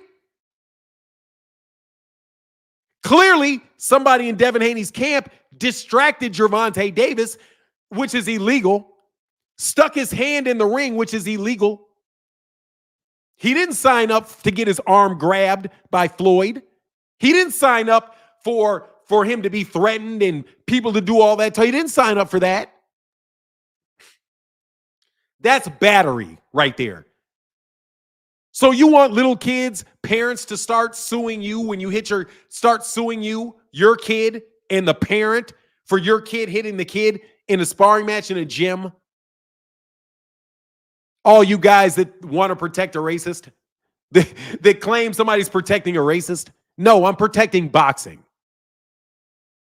If you, because of a violation of a rule, can have a consented fight turn into non-consent, that's the Me Too movement, dog. That's the Me Too movement. That's the violations that people want in the Me Too movement. You can agree to fight with somebody. You know full well what the risks are. But when you find out a piece of information, you can retroactively remove your permission. If I had known that, I would not have given my consent. If I would have known that Terence Crawford's glove would have busted in the fight, if I would have known that, I wouldn't have consented to that. So therefore, my consent is not given anymore. So therefore, it's battery. Well, guess what? If you didn't give consent to the fight, and then the contractual terms are null and void, then give the money back. If you said you did not give your consent, Devin, to an unfair fight, then you didn't consent. Then why should anybody have to pay you for the money? Why should anybody have to pay you a purse? Well, I consented to fight. Well, if you didn't consent to fight, why do I owe you money? That's why I'm saying a breach of contract, and a tort mixed. I mean, and breach of contract and a tort mixed. Right? If you contracted for the action itself, that's a contractual issue. It's not a tort issue. It's not a battery issue. And if you're saying that you didn't consent to the fight, then if you didn't consent to the fight, then how are you getting paid? Literally getting paid for something you consented for. It's almost like you want to have your cake and eat it too in this argument. You want to say the fight didn't happen, but give me the money that you owe me for the fight. I don't like that argument. That seems, let me make sure I'm saying this right. Let me see. It's breach of contract because I did not agree to an unfair fight because you popped dirty and it was an unfair fight. So far, that's breach of contract. And I'm going to sue you for battery because now it's an unwanted touching. But if it's a contract issue, there is no fault. It's one of contract. But if you're talking about there was a duty of care that he didn't take, I'm telling you, I don't think that shit works. I don't think it works. I like Devin, but this kind of stuff is hard to defend. He's the kind of guy that gets an order of protection against you, then look at you like he's tough trying to provoke you so he can call the cops. I mean, dude, he's literally taking what conversations where people are joking and then trying to take it literal and turn it into damages for himself. He's literally trying to say in this argument that he didn't give permission to the fight, that he didn't consent for the fight because a rule was violated. You did consent to the fight, and you also knew that there was a likelihood of him being on steroids.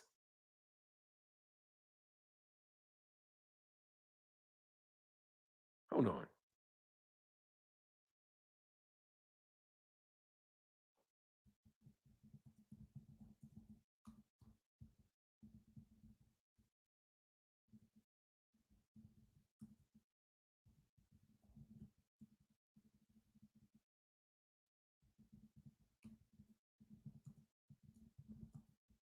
Hold on. Can somebody tell me if y'all said that they were ducking when Gervonta Davis said that he thought Ryan was juicing?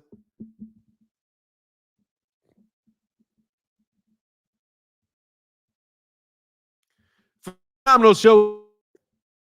Or the fact that snack is allowed, even if it is, in fact, a PED. A PED is the closest thing to steroids per Conti himself. Bro, the dude is on snack, and he's working with a known steroid dealer, ex-steroid dealer, and insists on trying to catch cheaters. That's cool. I got that. But, bro, you know that there are people out there doing it. But this doesn't work for boxers, man. I'm telling you. You guys, because you're not even given for a second that it was inadvertent or that it was contamination. And they're basically saying by connecting these two guys that it's their negligence. Like watch. Look at this portion right here.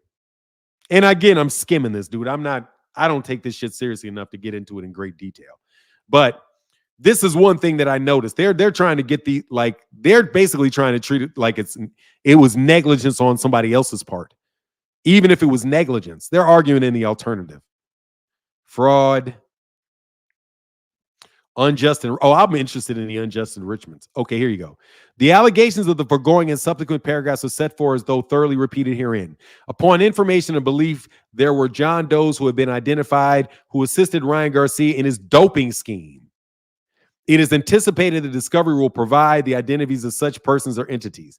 John Does aided and abetted Ryan Garcia in his action are liable in the same extent that Ryan for doing so. Ryan has publicly accused David Scooter Honig of providing him the supplements containing ostrine. If allegations made by Ryan against David Scooter are true, he should be held liable. Breach of contract, unjust enrichments. The allegations set forth, da-da-da.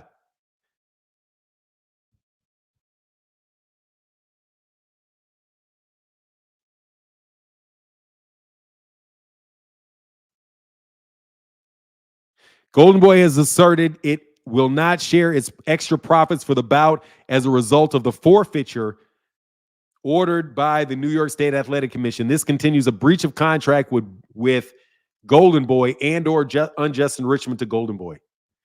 Golden Boy has asserted it will not share its extra profits from the bout as a result of the forfeiture ordered by the New York State Athletic Commission. Okay, so Garcia entered into a consent order with the New York State Athletic Commission. Under the terms of that consent order, Ryan Garcia must return the purse he has been paid to his promoter, Golden Boy. Devin and Ryan are contractually entitled to 40%, 47% of all profits for the bout, is thus entitled to 47% of the funds required to be returned under the consent after an agreement upon percentage profit from Golden Boy. Copy of the consent order. He might have a point there.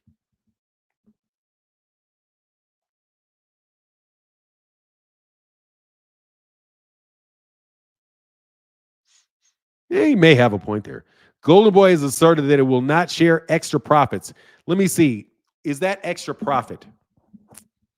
Not if the fight lost money.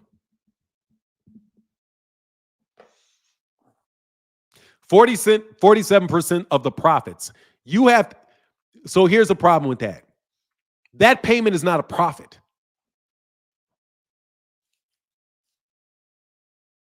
That actually could be a loss. So say Golden Boy lost money. right? Say they lost $2 million on the fight. Then the $1 million isn't profit.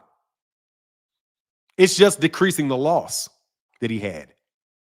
And also, if you're due for the profits of the fight, if there were no profits on the fight, then the $1 million does not put the fight in the red, then he doesn't owe you any money. Once again, they're conflating issues, I think.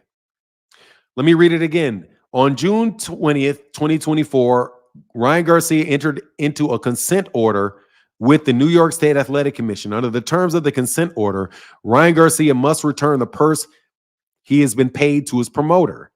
Devin Haney and Devin Haney Incorporated are contractually entitled to 47% of all the profits for the bout and is thus entitled to 47% of the fund required to be returned under the consent order. No, because that doesn't mean that the fight profited. Okay, watch. If the fight loses $1 million, I don't have to pay Devin anything because I didn't have any profit. The only thing I have to pay him is his purse. So if Ryan's purse comes back to me, and now I have that $1 million back, and now I didn't lose $2 million, only lost $1 million, I don't owe Devin 47% of that because the contract is not for profits. It's not itemized profit. It's not a profit on every transaction. It's got to be profit for profit of the event. So that's kind of like saying, okay, well, we have a hot dog stand. We can't. The hot dog stand has to return the money to Oscar De La Hoya, but they only had to return. Let's say they only had to return or had to pay him $500. But the fight lost $100,000. You think that that Oscar has to pay him 47% of that $500? Even though the whole event lost money? What is that shit? You don't know that it is extra profits. Golden Boy has asserted it will not share its extra profits. What is extra profits? I don't even know what the extra profits are. That's not a profit. That's revenue. That's not profit. This guy's using profit, the word profit, as if it is revenue. Dude, revenue and profit aren't the same thing. Let me make sure I think through this right. I don't want to be unfair to Devin. I'm a promoter. I say I'm going to pay you $1.5 million and pay him $1.5 million, the two fighters, and I'm going to give you 47% of the profit from the event. After I take the money from the pay-per-view, the gate, and the endorsements, if I have lost $500,000 in the event, I don't owe you any money because there's no event profit from the event. But if then somebody returns to me my money that I spent and I get a refund, but the refund was $250,000, I am now I've only lost $250,000 in the event. I don't owe Devin 47% of that. I still don't owe him anything. Yeah, that shit's bullshit. Yeah, that's bullshit. No, not Dikembe.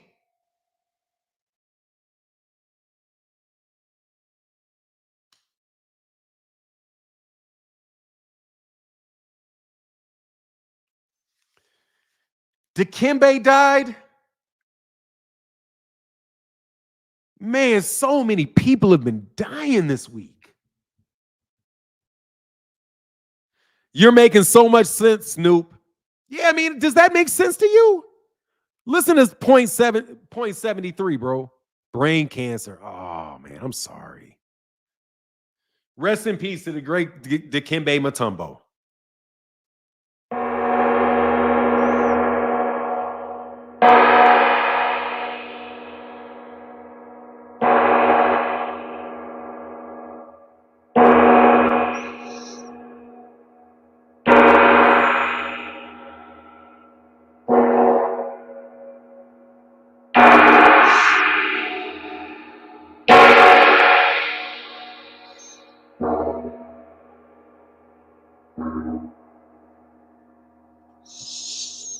Yeah. Rest in peace.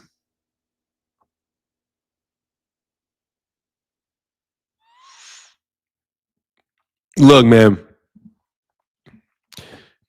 This particular thing doesn't make sense to me.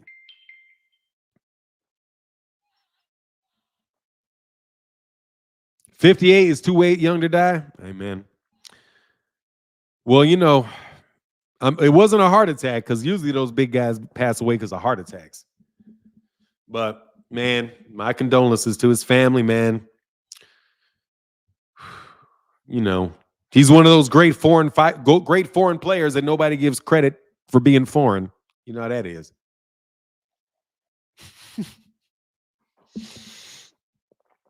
Hey, man, let me ask you a question. Who's the greatest international basketball player of all time?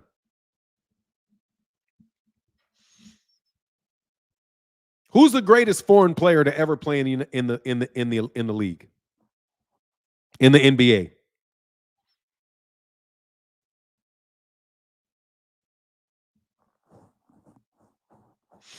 I was just checking, yo. No, it's Akeem. It's definitely Akeem.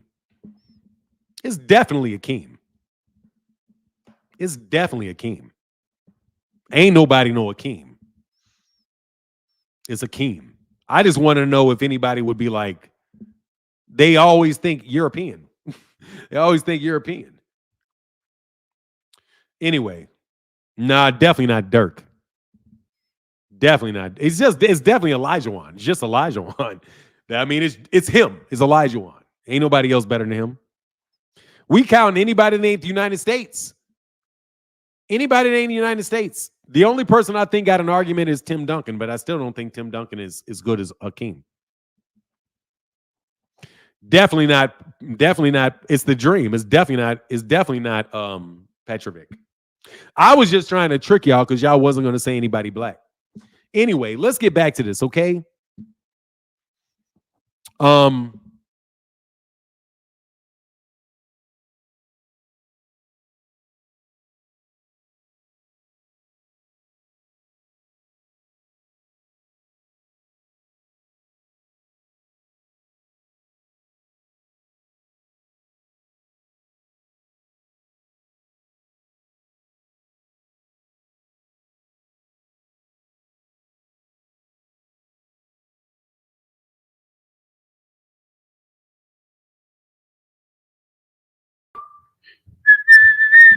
My bad. My it got frozen for a second. No, it's Akeem. It's just Akeem.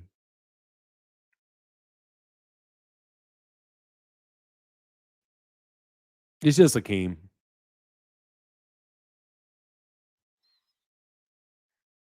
No, it's not close with Dirk or Luka. It's Akeem, Olajuwon.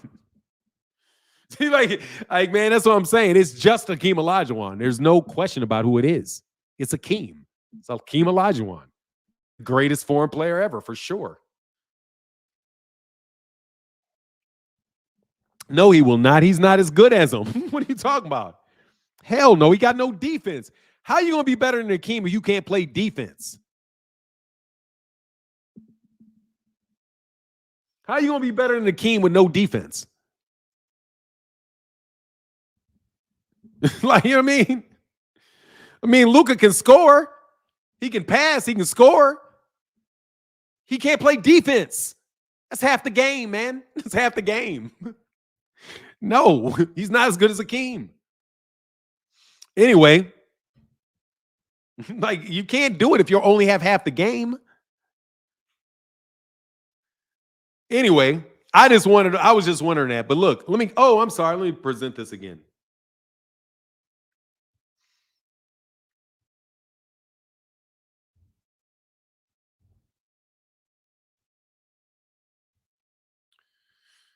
All right.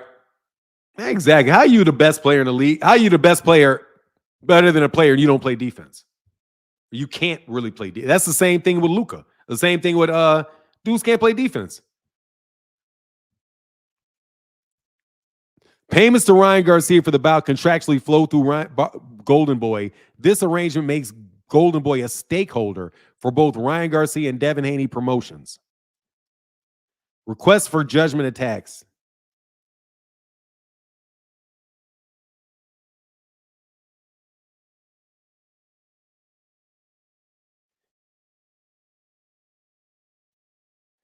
If funds would otherwise have been due are being held by Golden Boy, Mr. Haney is entitled to a prejudgment attachment because he's not domiciled. Because of the plaintiff is likely, he's trying to get money. No harm will come to Ryan Garcia by virtue of this attachment. He's already been paid or has payments made on his behalf in excess of 1.5 prior to his discovery of PED uses. The funds will be available to him in an unlikely event he should prevail in this action. No harm will come to Ryan by virtue of this attachment. He has already been paid or has had payments made on his behalf in excess of 1.5 million prior to the discovery of his use. And the funds will be available to him in the unlikely event he should prevail in this action. But why would Ryan Garcia get the money back? Even though the New York State Athletic Commission said that he had to forfeit the money. So why would the money go back to Ryan? I just don't understand. It is therefore requested that the court order Golden Boy to place any addition may be due to Garcia to Haney in a specific percentage into an account by the court or alternative in an segregated escrow account pending resolution of this matter. So they wanted this dude to have to come off money immediately.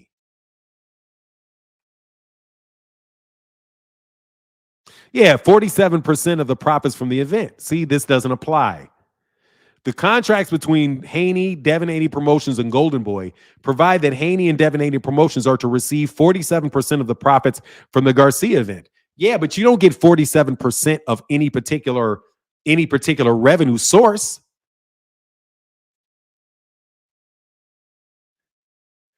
Golden Boy has provided an accounting of the profits for the Haney bout, which in many respects is devoid of details, particularly as to expenses. So you did get an accounting. So they just want the accounting of the expenses. Devin Haney Promotions is entitled to a full accounting, including backup material supporting alleged expenses. Okay, so you're seeking an audit. He already said he'd give you the audit. Oh, no. This is just, okay.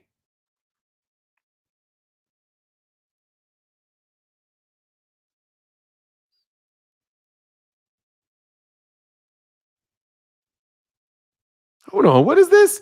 Devin Haney and Devin Haney Incorporated request judgment in the amount of their damages, punitive damages, costs, and counsel fees. Wherefore, Devin Haney and Devin Haney request Golden Boy to be ordered to turn over into escrow such funds as it may have, which otherwise be due to Ryan Garcia, but they don't have any. They shouldn't. So they're trying to check to see if they actually gave him his money back. Whereas Devin Haney and Devin Haney request the court order a full accounting, including backup material by those categories of expenses were calculated. Whereas Devin and Devin request such release as the court may deem proper. Okay, let me make sure I get what he's asking for again.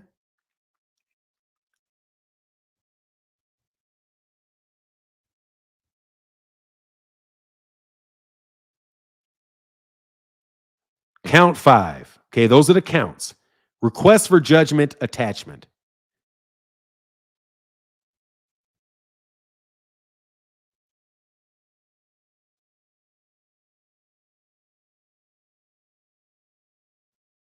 I don't think this is right.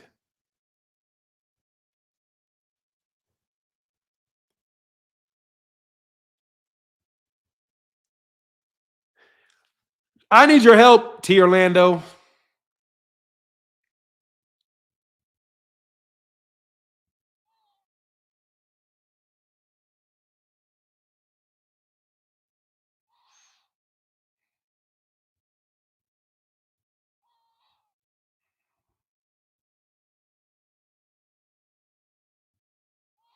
Trial by jury. He requests judgment in the amount of their damages, punitive costs, counsel fees.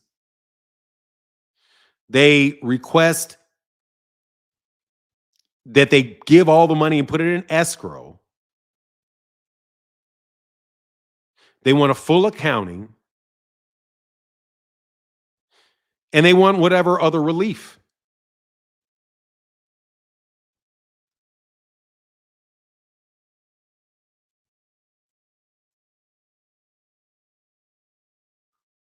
What are they actually asking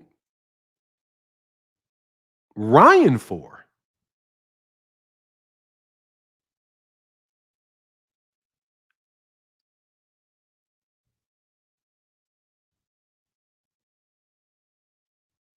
Request for prejudgment attached. Okay, so this is a prejudgment attached. So the prejudgment.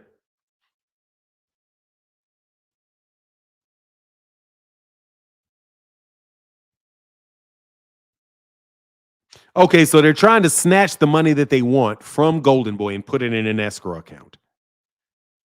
And then they want whatever other damages. And they want to make sure that they get the 47% of the profits. All they care about is the money, man. This shit's about the money, bro. Which it's right there. It's filed in. Yeah, read this for me, man. Thank you. Yeah, read this for me, bro. It's in the U.S. District, Eastern District of New York. Eastern District of New York. And it's Devin Haney and Devin Haney Promotions, plaintiffs versus Ryan Garcia, David Honig, John Doe's, and Golden Boy Promotions.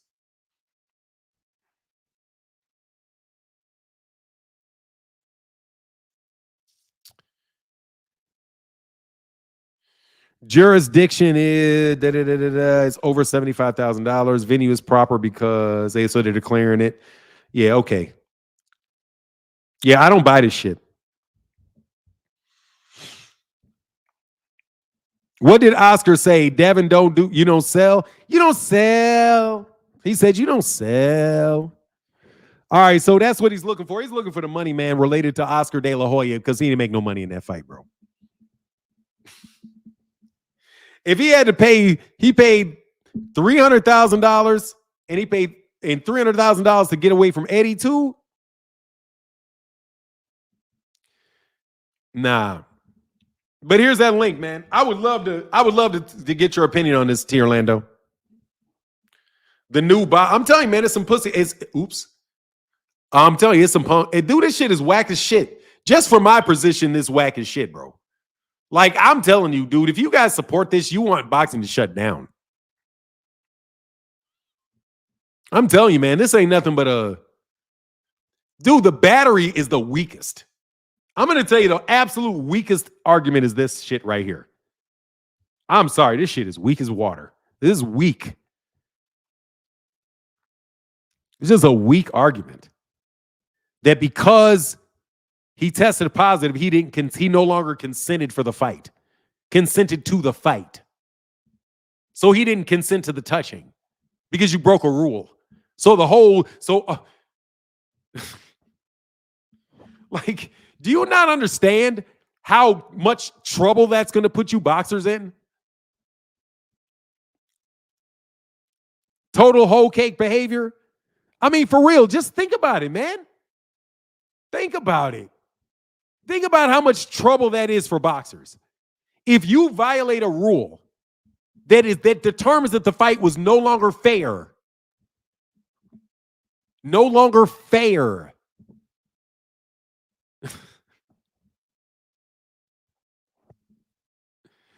You know what I mean? That you no longer gave consent to the fight. Well, you didn't consent for him to give you a rabbit punch. So if he rabbit punches you, that's not a fair fight. Are you going to sue somebody for battery for rabbit punches? I didn't consent to the illegal rabbit punches. Dude, that's battery every time you rapid punch.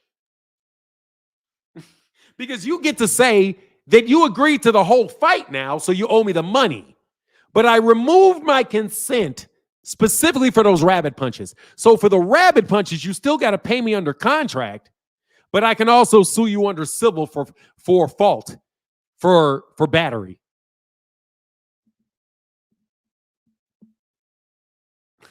Punching on the break. You didn't consent to be punched on the break.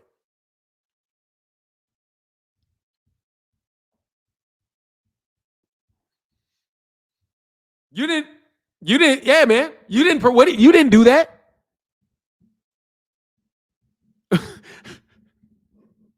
And don't tell me you didn't know that he was on PEDs because he said he was on weed. Ooh, you're done. You're not done, but you're kind of done. Because didn't Ryan say that he smoked weed? Isn't weed a banned substance in New York State Athletic Commission? Is weed a banned substance by the New York State Athletic Commission?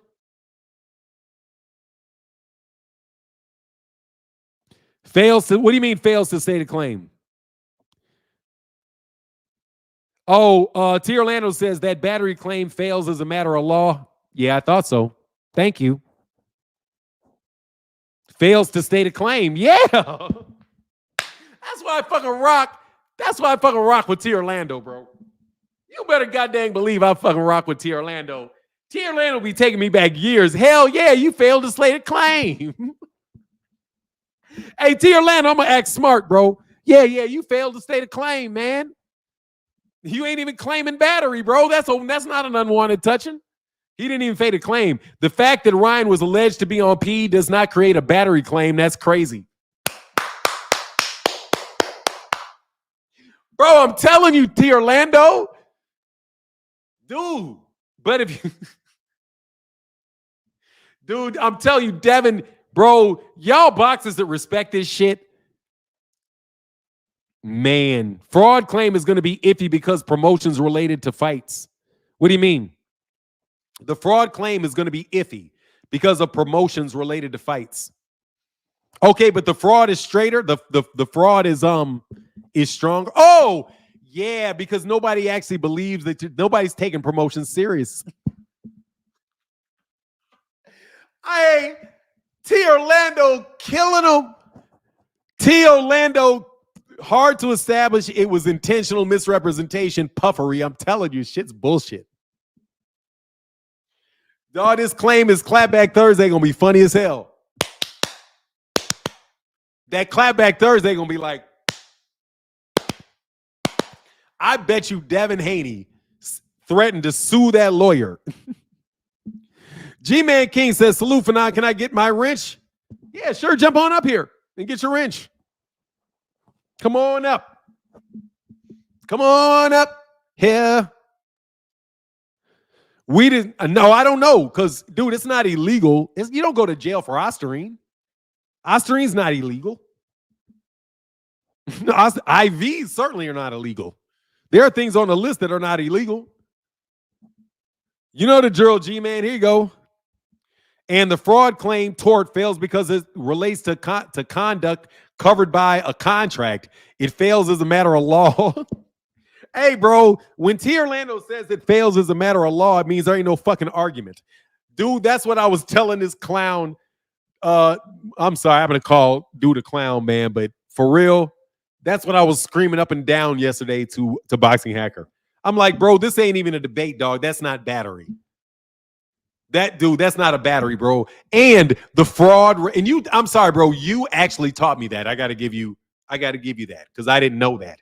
It just makes sense to me, like, that it couldn't be. Like, how can you sue somebody for fraud? No, how can you sue somebody for fraud and breach of contract at the same time for the same thing? You have an established contractual relationship. So your claim is based in contract that there was something that he owed you, benefit of the bargain. Fraud is is fault or a lack of a duty of care. So it's just like, it doesn't make sense to me why the two would be connected, but I can't really put my thumb on why they shouldn't be filed at the same time. That boy down on the board's like minus 2,000. He'll never get a wrench. Come on, man. Let him try, bro. Let him try. Come on up. He gets a wrench if he beats me in a debate. If you beat me in a debate, you get a wrench.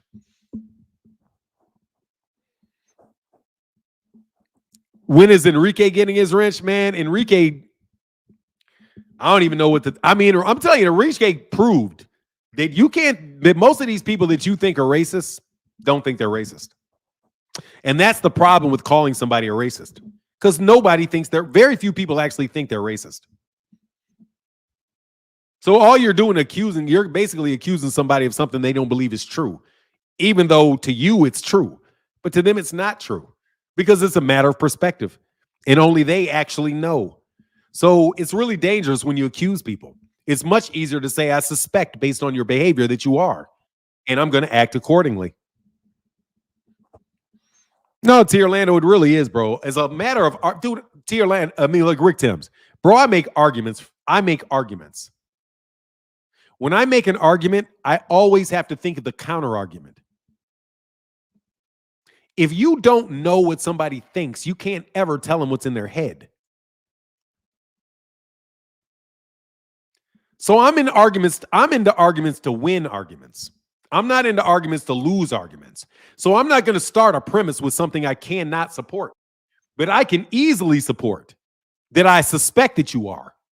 And that your actions, in my mind, are consistent with it. That's the truth. That's the difference between me being sued for libel or slander and me giving my opinion. If I say that it is my opinion that Bill Haney is full of shit with this lawsuit, that's not defamation because I believe that. It's true, I believe that. That's freedom of speech. But if I say Bill Haney told me he did this because of money, that's defamation. So, bro, you can't say somebody is racist. You know they are as a fact, and you know you don't. That's defamation.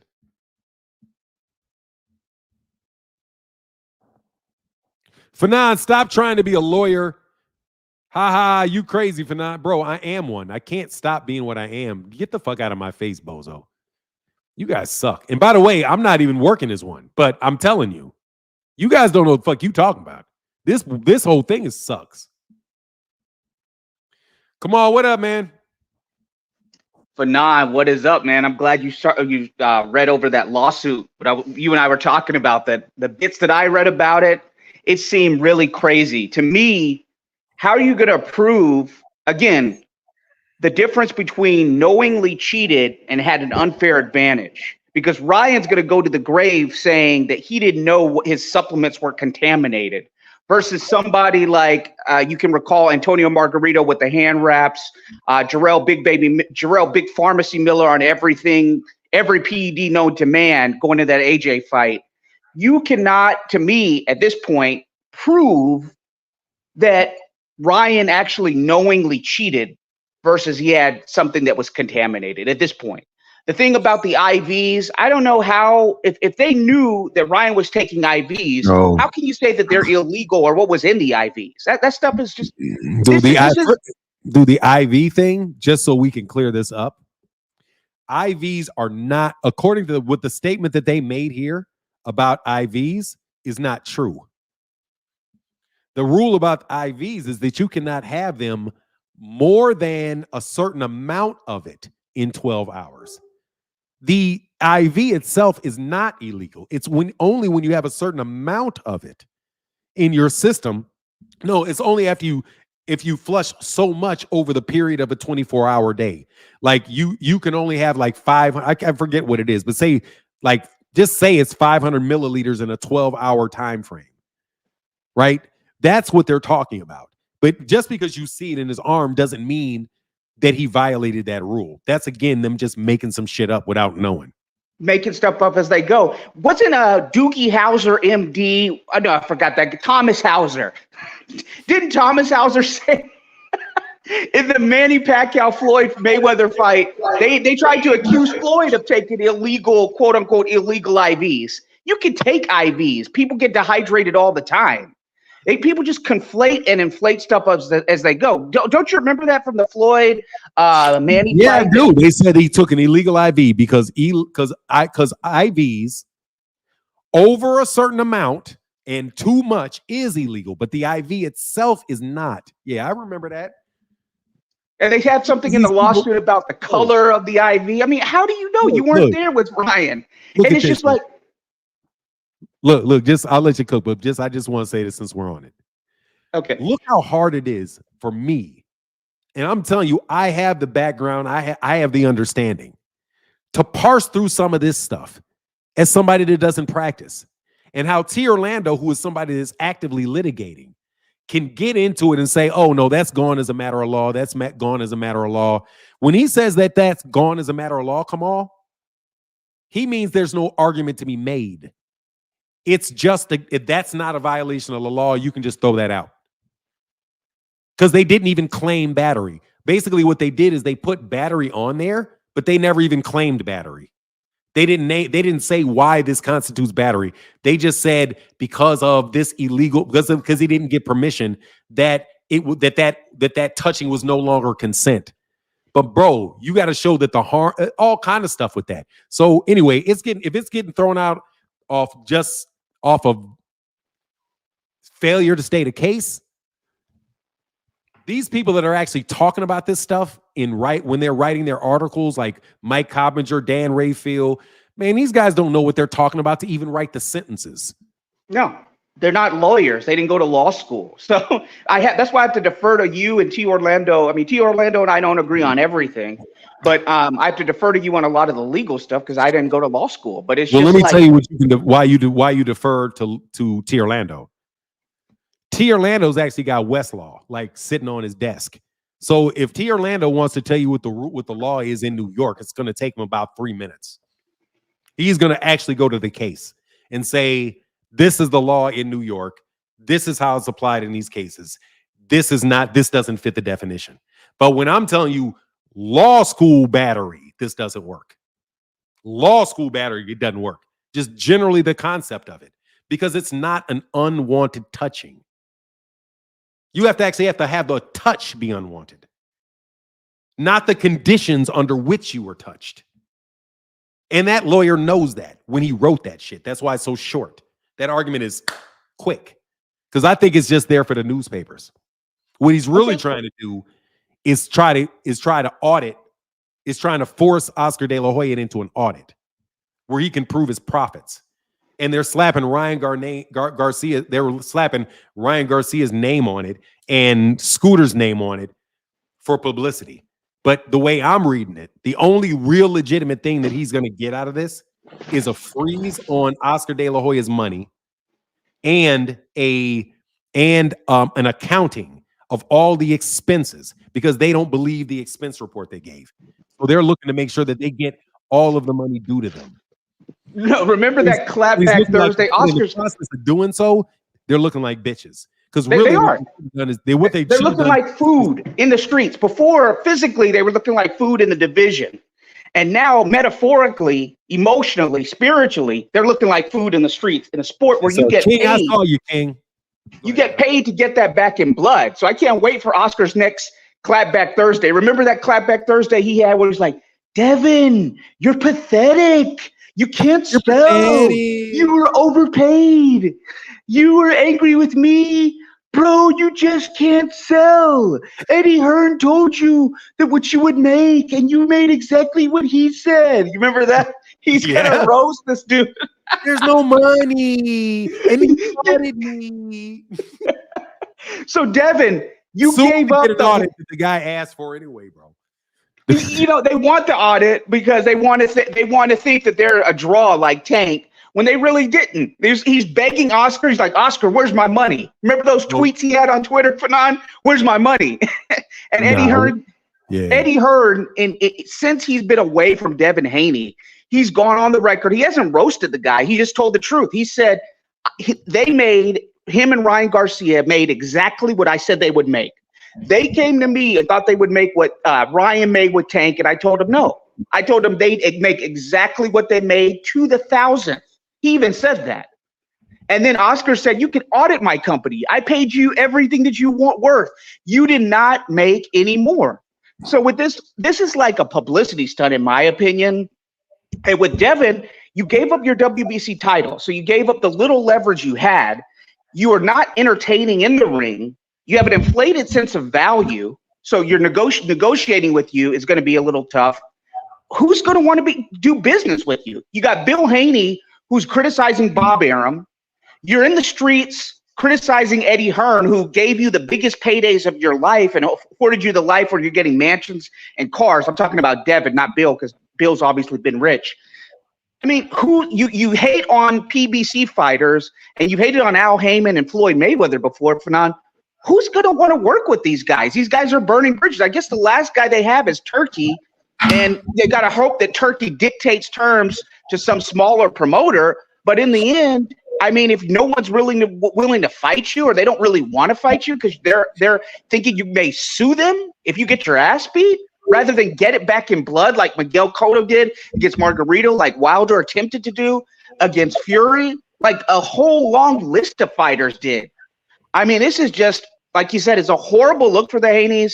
People can try to spin this stuff and bring up the race card again. It's independent of all that. It's on the Haneys and how they responded. Same way it's on the Haneys and how they responded to trash, slander, and libel. An endless line of fighters, Fanon, in their division and outside of their division. And then when Haney had the chance to back up his words, instead of being big booty, booty, booty, rocket everywhere in the air, tooting all over the ring against Ryan Garcia, when it came to him backing up those rings. Is foul, bro. This is foul, bro. This is really foul. Sorry. No, I'm going to say, no, not what you say. What I'm saying is about to be foul. So everybody cover their ears, man, because I need to ask. Everybody cover their ears. Cover your ears. YouTube, cover your ears. Hey, man. Everybody on YouTube, cover your ears. Did Devin really shit himself?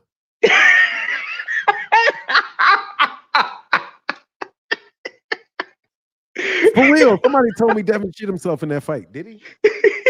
Surprise me, but no, for real. Somebody was like, man, somebody like showed me like a brown dookie stain in the fight, bro. Was that photoshopped? Or is that real? I mean, for real, I think somebody might have photoshopped that shit on there, man. But nah, that was good, bro. That shit is not listed in the battery claim, bro. He didn't. Ryan had this dookie in his pants.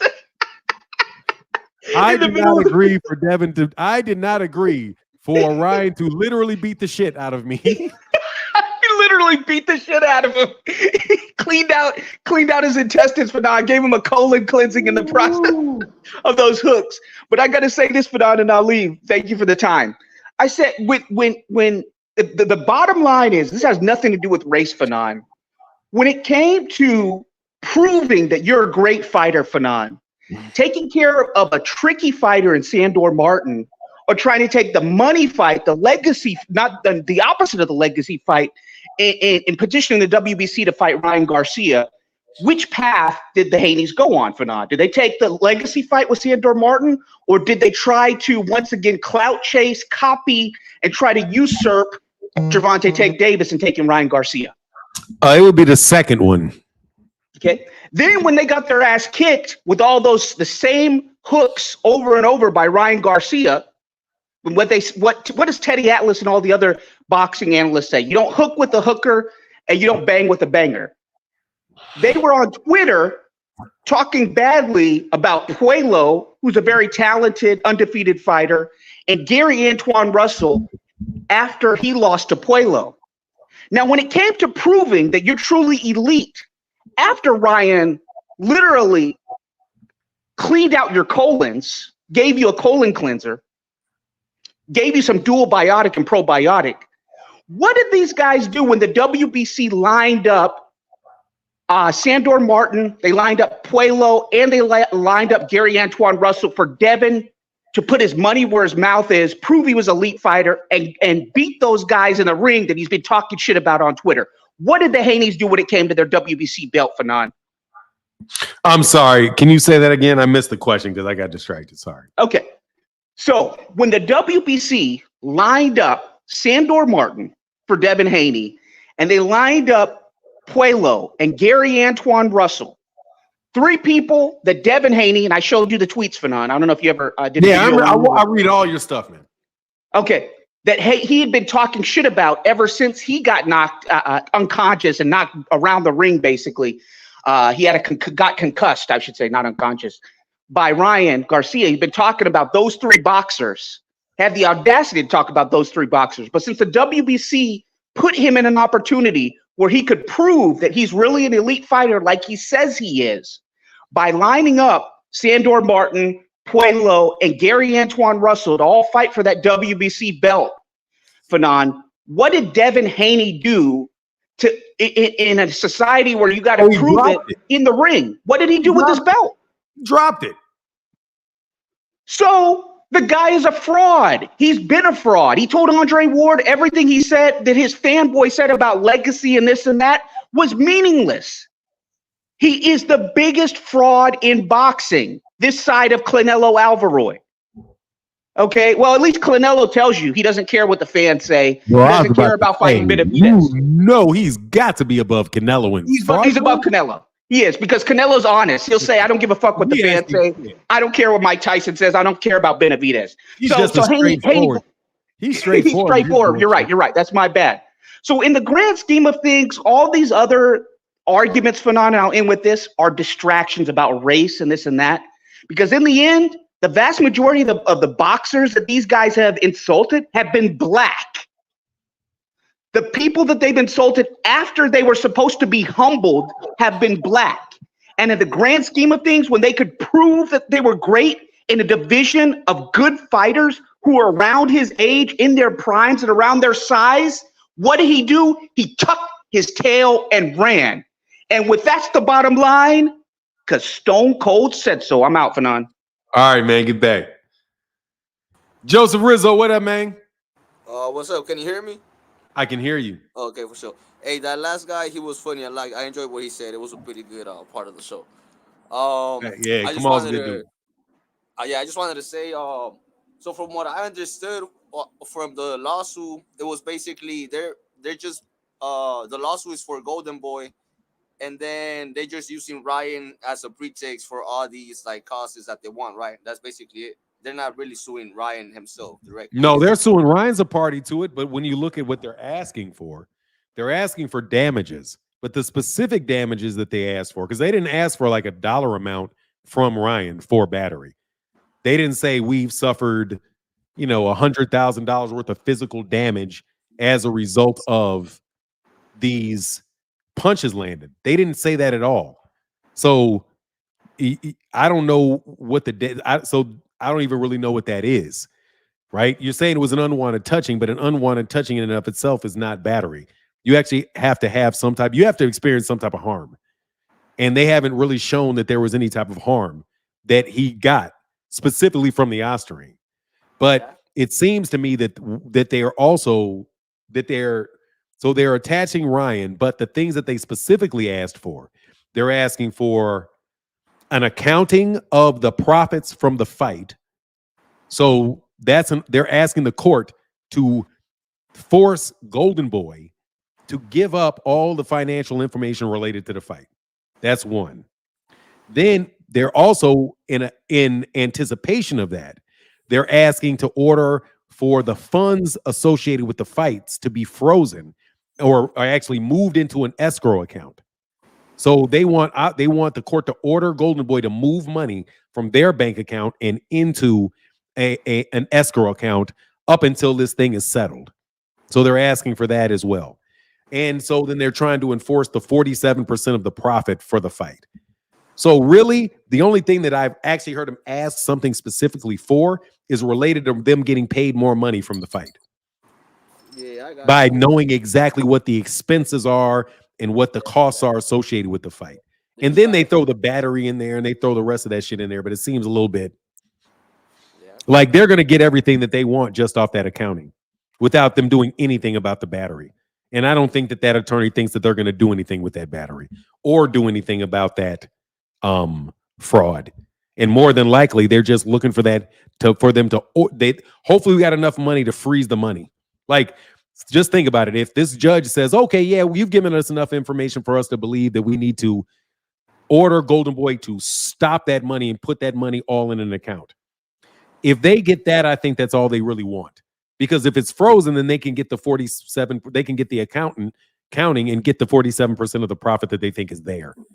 But I don't think that they're really honestly trying to get anything out of Ryan for battery or fraud or anything like that. They want an accounting, and they want to make sure that they know that the fighters got 47% of the profit. Does that make sense? That makes total sense. That makes total sense. Yeah. Yeah, and So it's just a lot. So I'm not saying that they're not suing Ryan. No, I'm just saying that they got to know that what they're actually trying to get Ryan for is if bullshit. they want Golden Boy to like freeze money or like to freeze all the money related to the fight, does that mean they have to get back the money they already got paid? So it's like No, they would keep the money that they had paid, but what they would say is if there's any money, so we want an accounting first. Yeah, they just so want to see open how your much books they up. They want to open up all the books so they can see. Yeah, open up your books. Give me all the details on your expenses, which is a reasonable thing to ask for. Because he can say, look, if you say you lost money, what did you lose money on? Let me see what you spent money on. And if they can go through an accounting and find that Oscar De La Hoya was double dipping, that like some of his expenses are doubled or not legitimate, then they can claim, hey, now that I have this information, they can take Golden Boy to court separately and to enforce the payment of those funds now that they have the information. Yeah, well, So I mean the battery is bullshit. It's a boxing match. How are you going to batter somebody in a boxing match? I agree with this that you just told me. I agree with the financial part, but if they win this lawsuit, whatever, just based on the whole Ryan PED excuse, like, which to me has no solid base on that, whatever. That, like, if they do win based on that, like what was I gonna say about it? I don't know what you was gonna say about it. Yeah, I know. My bad. Well, I don't think they have a case for that. Like, I do agree with like let them open up the book, see if they find something. Which I'm not saying they will or they won't, but like I agree with that part, But I do. Yeah, my guy is saying no, but once they throw that stuff away, they may not even get the audit. Yeah. So I'm just but let me get to these next couple dudes, man, and I'll holler back. Have a good one. All right, you as well, Mr. Rizzo. Mike, can I see your face, man? I don't recognize your name. Okay, thanks. Mike, how can I help you? Hey, thank you, Jeep Red Boy. What's going on, Fanon? Big fan good, of the channel, man. Big fan. Thanks. Devin Haney is a fraud. That's the first thing I gotta say. No one likes that dude at all. And big Drawn Ennis fan, big Tank Davis fan. And I have a question, Fanon. Everyone keeps saying Canelo and Crawford. Why doesn't Crawford fight Ennis or Benavidez? Yeah, because he don't want to. It's like I don't like you want the big dog of the top of the top. You want Canelo, but bro, go through Benavidez to get Canelo. Maybe Canelo will give you that opportunity. Who knows? In my opinion, or you have Ennis, but I have drawn Ennis stopping Crawford because his last fight against Madrimov, bro, that was terrible. That was terrible. If he fought Crawford, if he fought Ennis that night, Ennis stopping him, 100%. But that's all I have to say. And I can't wait for the Tank Davis Shakur fight. I'll tank over everybody. Shakur's very good boxer. That's all I gotta say. Love your channel, Fanon. Just wanted to say how I felt, man, and safe place up here, man. Appreciate it. Yes, sir, man. Take care, man. Right, Thanks. peace. Nice talking to you, Mike. Juan, how can I help you? What's up, Nev? You here, Nev? Said Parlor Reese Wheaton's here. What's up, Nev? What's up, Juan? What's up? I was compelled from the caller from before. You guys were discussing this whole lawsuit, and it was something you particularly said about the auditing. So my thought process went into, I'm sorry if you hear any background noise, they cleaning and around where I live at. Wouldn't this open up the zone as well, since the zone was handling a pay-per-view and they have to give over their financials or whatever the revenue that was generated to Golden Boy, and that opened up as well. So I really want your opinion on something. Nah, This they're really not a going to party. affect this Let a me little tell bit. you. No, DAZN would. First of all, they got enough sense not to make DAZN a party to it. Mm. So Bill may be off. Bill ain't that off. They did not include DAZN in this. Oh, okay. So that alludes to the point Yeah. Well, let was me leading to explain. about relate. Okay, I'm sorry. Go ahead. Yeah, no worries. Just let me explain. I did a 10 count, brother. To Orlando, we did a 10 count for Dikembe. We'll do another one though, for sure. For the great Dikembe. So this is the deal. They did not. They sued. They're suing Oscar and telling Oscar to show us all your receipts. So Oscar just has to show the money that they received from the zone, and that's it. They're not going to order the zone to show. They're not suing to ask the zone to show them all the zone's records on all of the pay-per-views bought. If they did that, the zone would never do business with Devin again. So Devin's got some sense not to go suing the zone. Okay, that's what I was going to allude to, because like now even he with ain't this dumb. though, He ain't like that this, dumb. because like how this is going to affect their relationships in boxing. Period. That's what I'm more interested in. Like people like, no, I'm not even trying to get in a contract because and I just feel all this is in It's bad bad, taste bro. and bad faith. Look, it depends. It's if somebody's taking it seriously, it's bad. I suspect a lot of people aren't taking this seriously. I suspect most people that look at this are like, it's a fishing expedition. Bill wants a fishing expedition. He wants to make sure that he knows exactly how much money they really made. So how do we find out exactly how much money is going to get made? Okay, well, this is what we'll do. We'll go and we'll follow this lawsuit, and as a result, it will force the discovery of this information. Okay, we'll get the court if you don't believe it. And then, okay, but what about this? Okay, we can try for these things. I mean, there's some arguments that we could make. So we might as well throw them out there. It's not going to hurt anything, right? To accuse him of battery and all of that. Yeah, that makes a good conversation.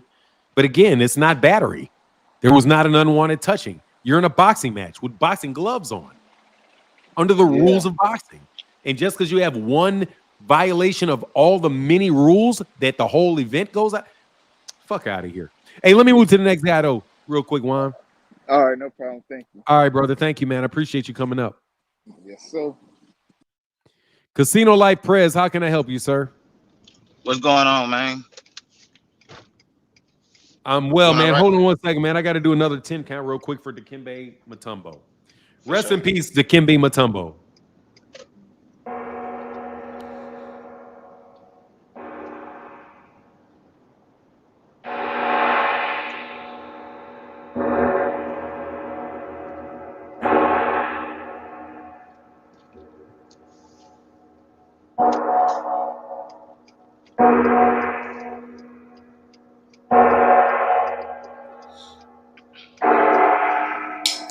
Rest in peace.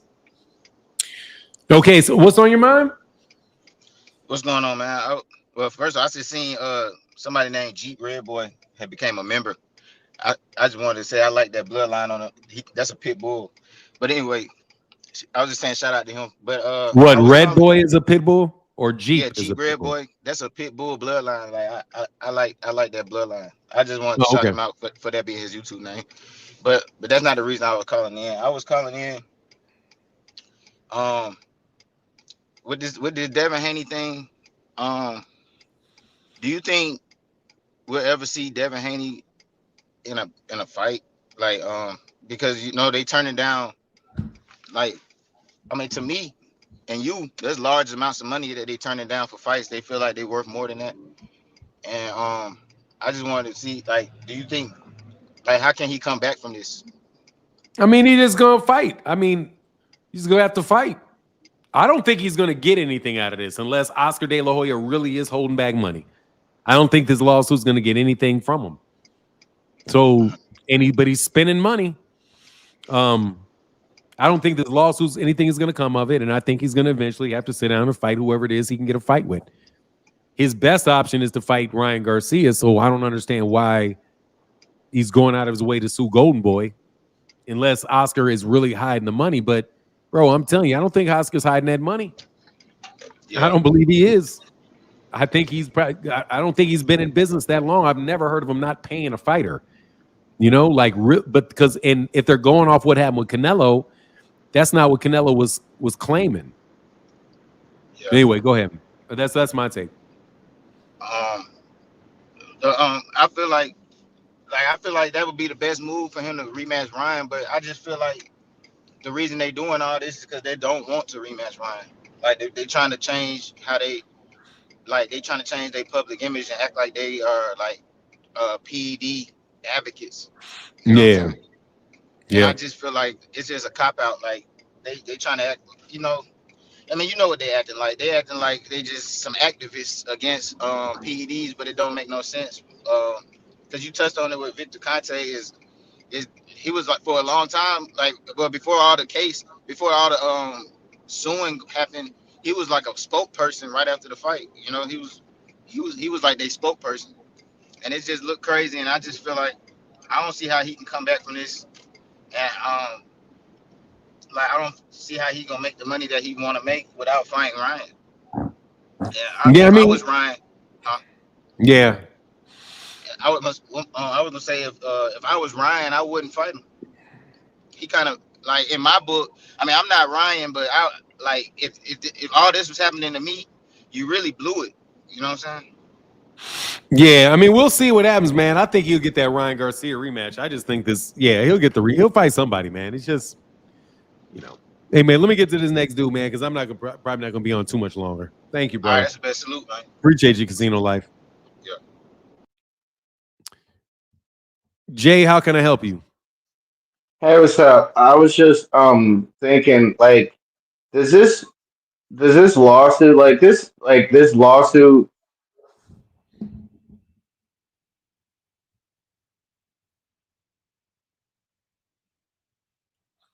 them because they battered you? Like, this seems to me like it makes Devin. For a while. You went out. It seems to me it's ruining Devin's reputation and sense of the public because now it seems like you went.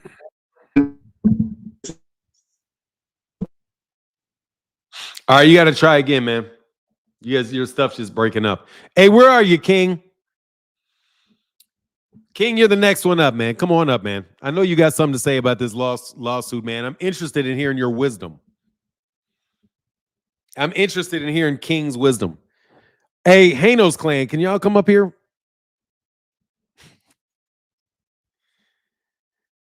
Unlike Devin, Ryan will really want to get it back in blood. Yeah, Ryan was good. Hey, what's up? You hear me now? I can, yep. Okay, it just seems to me like it's ruining Devin's reputation in terms of like fights because like you got into a fight and then you got beat up and now you're suing the guy for battery. It just makes you seem like a chump. So I'm saying it ruins his reputation in terms of like fans and like things like that because now you just like I don't know. Boxing is you don't have to be a tough guy. Like people say, tough guys get beat up or whatever. But like, there's a reputational sense in terms of being a boxer where you are sort of a tough guy just for being a boxer because you got in there and you fought with people. It seems like that, like this lawsuit suing somebody for battery kind of ruins that or whatever. Am I wrong about that, or what do you think? I mean, I think he's taking some hits, but I don't think it's a kid's. His honestly, Devin's reputation can't take much more of a hit. I mean, it can't. Devin's reputation is trash right now as is. Like, man, I'm telling you, man, these dudes have for a while, man, been causing themselves issues with stuff like this. There's no reason for anybody to sue somebody for battery for a boxing match. And all the people that have fought guys that were on juice, that have had either fights overturned or they beat guys that are on juice, then that shit may be thousands of fighters that have done that. But Devin is going to sue for battery. Battery. Dude, just think about this. The whole sport of boxing is so that you can throw punches and it be legal. I don't get how that's not thrown out either. Like, It's I don't get how the court didn't throw that out. It's just crazy that a boxer would sue another boxer for battery in a boxing ring. I don't care what your lawyer told you about an argument they think they could make. That's just people coming out. You start a fight in the middle of the block. People come out. You get in a fight. You lose. You lose. You don't then go call the cops and say, "Oh, I signed up for a fight, but he turned around and he put me in a chokehold and it made me dizzy. I didn't like that. I thought we were just going to fight with our hands."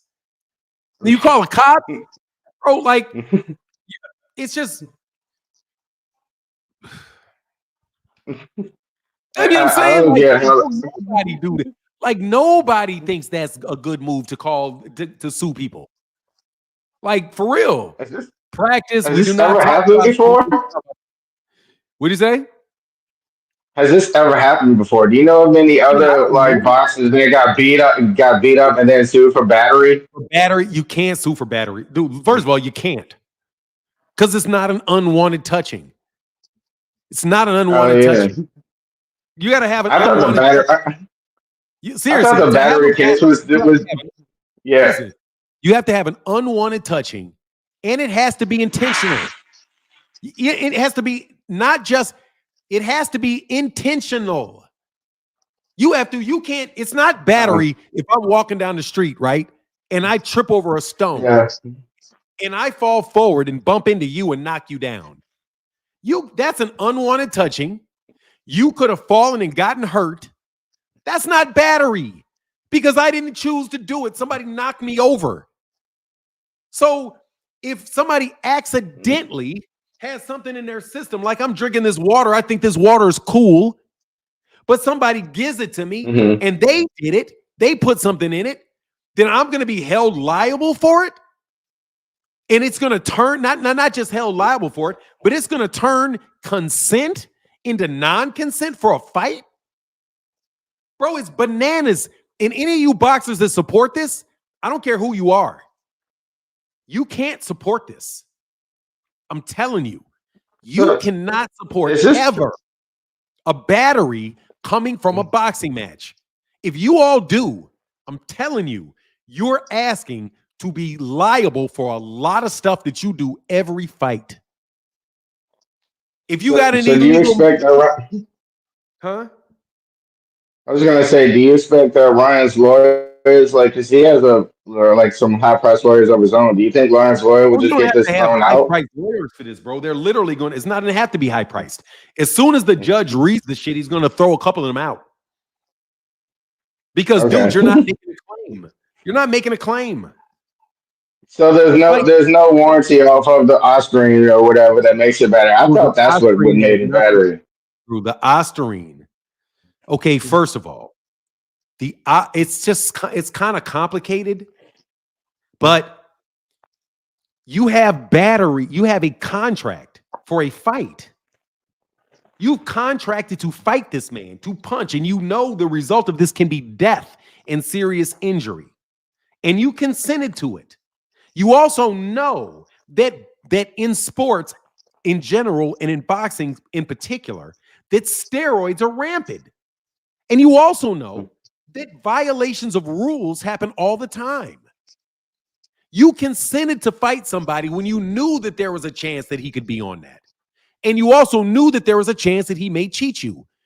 And how do you know that? Because boxers cheat and boxers are on steroids. You know that. So you take a risk for the fight, right? Now, I'm not saying that the boxing commissions can't punish somebody for that. Yes. If you get hit with an illegal blow, somebody's on steroids, if somebody does something illegal, guess who gets to adjudicate that? I'm not saying that you don't have any type of recourse. You do. But guess what the recourse is? The recourse is the New York State Athletic rematch. and the WBC. Those are the people that you agreed were the ones that are going to implement the rules. Whether you have gloves, whether you have drug testing, the size of the ring, all of the things that Devin says could be against the rules and make things unsafe and unfair are all underneath the purview or the authority of the WBA or the WBC and the New York State Athletic Commission. So because he tested positive, you got to go with their punishment. You can't say, "Oh, we don't care about their punishment. We want to go into we want criminal charges filed and we want civil charges filed." And honestly, if Devin's going to be a man about it, if you really believe it's battery, file charges. File criminal charges on him. You wouldn't do it. So why are you if you would not actually call the police and say, "Hey man, he committed battery," then why are you suing him? If he really believed that he was battered, call the police. Is it right?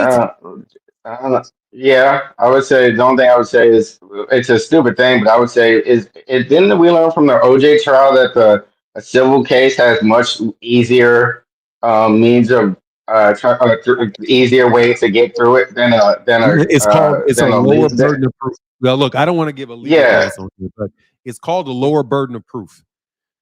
That's why. I'll explain what it is. Look, in a criminal, the difference between criminal and civil is this. In criminal, it's the state charging you. It's the state of California, the state of Illinois, the city of Chicago. It's them suing you. In criminal, and the price is your ass is going to lose money and you can go to jail. So in order to do that, they have a burden of proof, which is called beyond a reasonable doubt. A burden that they have to meet. They have to say, "Oh, we think you did this. We think Devin Haney, we think Ryan Garcia committed battery against Devin Haney. Against Ryan Garcia. Against Devin Haney, right? So the New York State, the city of New York, when they find that out, the city of New York can go and file criminal charges against Ryan Garcia. Or Devin can go to them, file a complaint with the police and say, "This is what happened." The police can investigate it and decide whether to charge him or not. And if they charge him, guess what you can do at the same time? You can also sue him in civil. But when the state files the charges, the standard is the state has to prove it, and it is beyond a reasonable doubt. Devin filing this also has the burden of proof, but the standard of proof is called a preponderance of evidence, which is 50% more likely than not that this is the case. Devin is never going to reach more likely than not when it comes to that asteroid. Ain't no way he's going to get there. You know what I'm saying? He's never going to get there. The other thing I heard someone else say that in one of their face-off, Devin like shoved or like pushed or did something to Ryan physically, and this was like before their fight. So they were saying that Ryan could easily countersue here. Do you think he should, or do you think he should just try to get his lawyers to throw? No, you can't countersue for that. He can't countersue for Devin pushing him or punching him before the fight. Listen, man. Bro, I can't think about these things any way than I think about it. There's no unwanted touching. That's not an unwanted touching. Before the fight, though. Look, there's no unwanted touching. Listen to me, please. Bro, you can ask me 1,000 questions, dog, and I'll be up here for 1,000 years.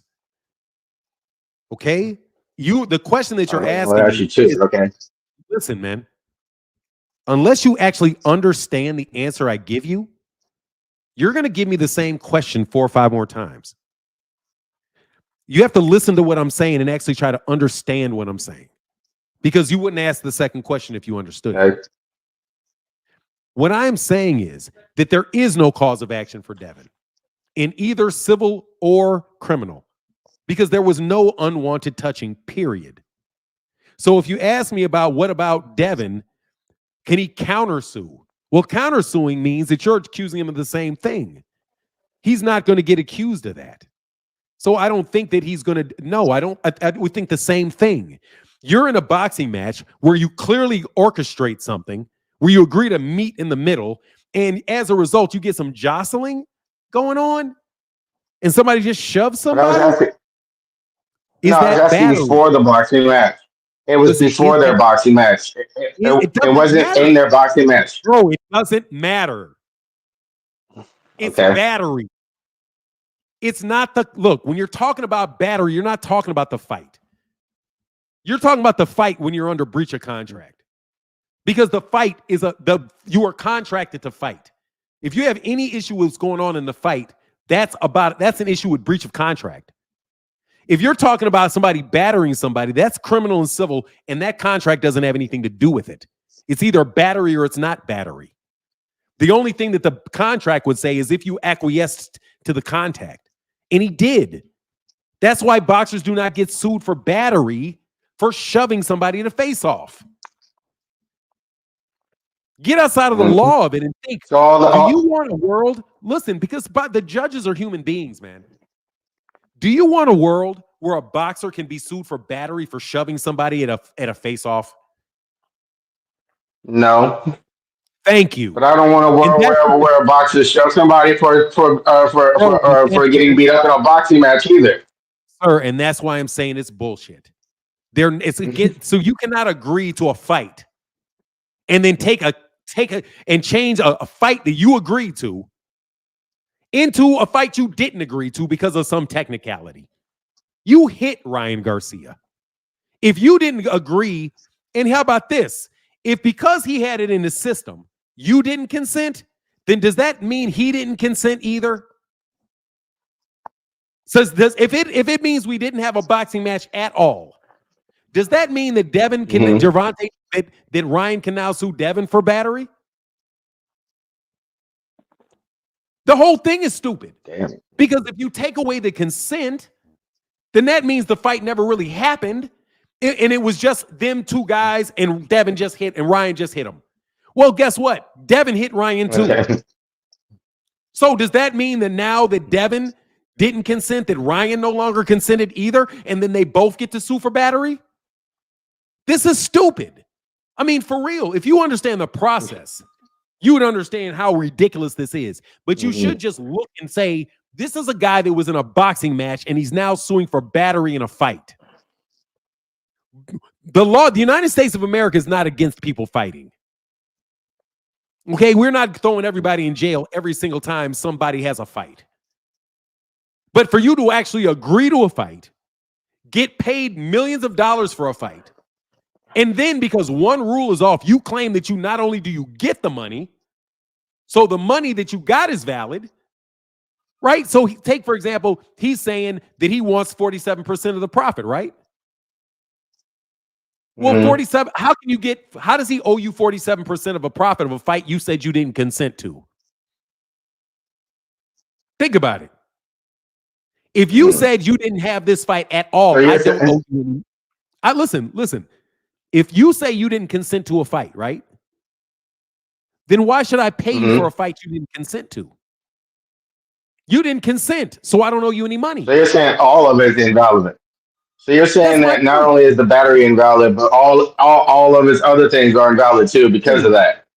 That's why you can't have an action be both a tort and a breach of contract.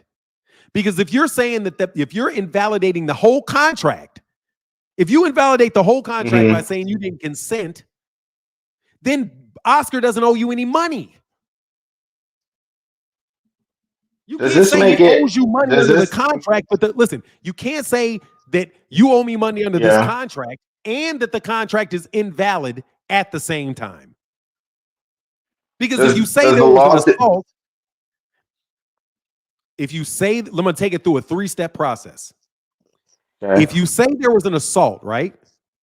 Yeah. That means there was an unwanted touching, which means you didn't want to fight. Right? Yeah. So if he didn't want to fight, then there could not have been a contract to fight. See? You can't say that I contracted to fight and I wanted to fight, but I didn't want to fight at the same time. In order to get the money in the contract, Devin had to fight. So he's getting paid to fight, but he's at the same time saying, I didn't agree to fight. Well, if you didn't agree to fight, then how am I paying you to fight? You can't have your cake and eat it too. You either have to say this was a legitimate boxing match in which I deserve 47% of the profits and give me my accounting, or this was not a legitimate boxing match. It was a street fight and I was assaulted. You have to pick one or the other. You can't have both. I was just gonna ask if I mean I'm agreeing with you, but I was just gonna ask, do you think this if Devin actually tried to fight other people, do you think that this lawsuit will make them turned off to fight him? Because it might be like, hey, if I beat you up, I may get a lawsuit myself saying that I batted you or something by you or something like that. Do you think that this will make it harder for him to get other fights? Well, no, it's not going to be any harder than he already. No, I don't think it's going to be harder because he's already hard on him because his fights lost money. Okay. I don't. If it wouldn't matter if Oscar De, let me put it this way: if Canelo sued somebody, no, it wouldn't matter. But if Devin sued somebody, it still may not matter because his fights don't sell. So now you just give him another reason to know. I can't have any more questions, bro. I got another call, bro. All right. Bye. Okay, man. Thank you. Bro, hey, look, man, if I try to answer y'all questions, you got to let me answer the question.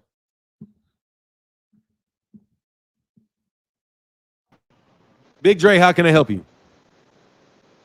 Good morning, sir. Good morning. Good morning. Good morning, sir. You know, I don't have any questions today. I have a couple of comments. My first comment is, I think it's bullshit that, you know, Devin even attempted to go through with this. But other than that, I think that Ryan is a broken fighter. I think he lost something during that fight with, I'm sorry, I think that Devin is a broken fighter because I think he lost something in that fight with Ryan. I think that, you know, even in his comments directly after the fight, he said he didn't want to get in the ring with him anymore. There was something wrong. He and in the days before the announcement, in the days after the fight or right after the fight, before the announcement, you know, Devin's little brother said that Allah spoke to him and told him that Ryan was going to pop dirty. How can he come up with that? I mean, it just seems a little bit unfathomable to me that, you know, of all the people in the world, Devin's little brother would get this message. Um, the lawsuits, by bringing the lawsuits, I think it puts a strain on boxing as a whole because, you know, why am I going to get into a fight with somebody, a contracted fight to which we both get paid, and then have to worry about a lawsuit afterwards? Is this going to make it hard for Devin to work with other promoters? Um, he's he's asking for way more money than he's worth. Everybody says that they lose money when they, you know, have contracted with him. Bob Arum said it. Eddie Hearn said it. Now Oscar's saying it.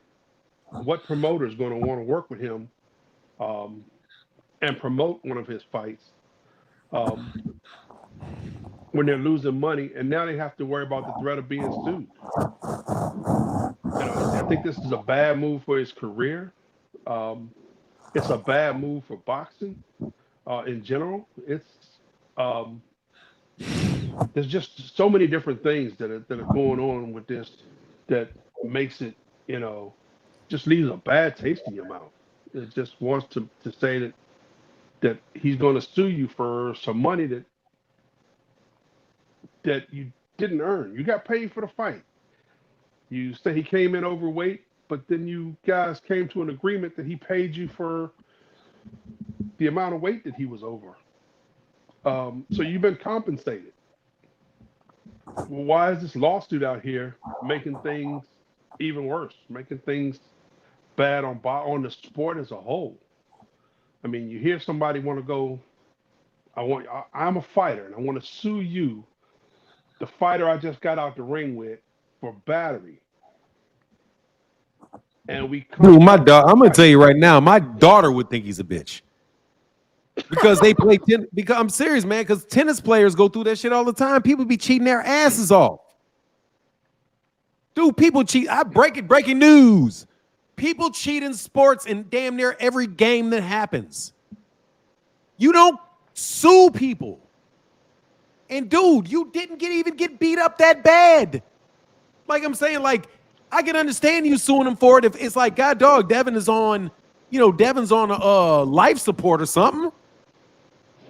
That's why the damages happen. That's like, what damage did you get, bro? You got knocked down a couple times and embarrassed. You got the same concussion everybody else would get fighting. Like, dude, you didn't. What extra amount of whooping did he get? You know what I'm saying? Like, what extra amount of whooping did he get?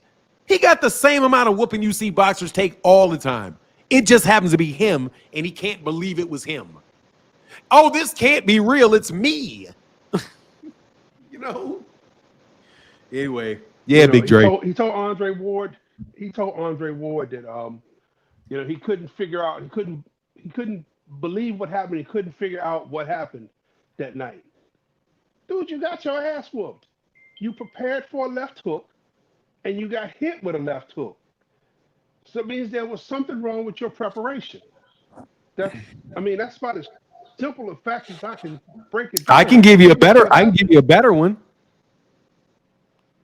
Sure. Ryan Garcia is better than you. How about that? Well, not according to Devin. But according to reality, C-class fighter. Dude, according to reality, this dude already whooped you 3 times. Dude is a world-class fighter. Like, y'all try to, just because you say Ryan's garbage, don't make him garbage. Devin, that dude's got talent. Like, I hate to break it to y'all. Just because Ryan Garcia says you don't like Gervonta and Gervonta beat him, doesn't mean everybody's going to beat him. Just because Gervonta Davis beat Jose Pedraza doesn't mean everybody else is going to beat him. Just because he beats Isaac Cruz doesn't mean that everybody's going to beat Isaac Cruz. Y'all just got this fucking entitlement that because Gervonta beat him, that means Devin was going to beat him. Bro, Devin was the first time Devin ever fought somebody his own age and his own size in his career. How about maybe he fought somebody his own age and his own size for the first time? He's used to fighting little guys, little old guys, and he fought a young big guy. And he got clipped. That's why Terence don't want to fight Gervonta. Not because that's going to happen for sure, because there's a chance of that. Because you're fighting somebody really powerful. Go ahead, man. I'm listening to you, bro. Okay, well, I did have one question, because by him opening up this lawsuit and bringing up the weight. What the fuck is this? Hold on. Get your bum ass on here. Terrence Matthews, get your bum ass on here. You really siding with a Mexican? We the only culture that do this? You're a fucking siding moron. with Ryan. No, you know what I'm saying? Like, oh, well, look, we're talking about all this, but you guys missed the main point. Ryan's Mexican. Oh, I'm sorry, Big Dre. I'm sorry for talking about contracts and contract law and the facts. I forgot. Ryan's Mexican. And we only mentioned the names people, because they're the two involved. Look, bro, he has to understand. I gotta agree, Terence Matthews. Black people are the only people to look at the facts and apply them to a circumstance. Black people are the only ones who would criticize black people for doing what? getting in a fight and suing a guy, there's a bunch of white people talking about Devin like a dog. You know what I'm saying? Like, Yeah, and if you don't believe that, check out the Angry White Men podcast on Friday nights at 10 o'clock. oh, They about white boys and they talking about Devin like a dog. like a dog. Hey, there's white But people talking about a like I black was people saying, being a sellout. So why you? Look, you're a fraud. You'll never click the link. You're a fraud. You'll never click the link. Get your nose out of Devin's ass. Okay? Ryan Garcia has nothing to do with this discussion. Very little to do with it. The fact of the matter is Devin got paid a lot of money to fight Ryan Garcia. And now Devin Haney is claiming that he never consented to fight him. Devin is saying that he needs to get paid for a fight, the right amount of money that he got, that he was. Let me tell you this dumbass argument that you're trying to get me to support. Devin is saying Oscar De La Hoya owes me money for the fight that I did not agree to have. I want to enforce this contract that I never consented to.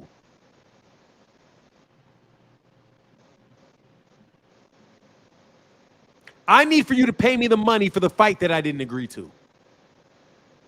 If you didn't agree to the fight, Devin, then why should I pay you for it? Oh, I agreed to the fight. I just didn't agree to fight Ryan. What do you mean? Yeah, because Ryan was on steroids, so I didn't agree to fight Ryan. Yes, you did. You agreed to fight Ryan, but I didn't agree to fight him on steroids. Okay, so you didn't agree to fight him on steroids?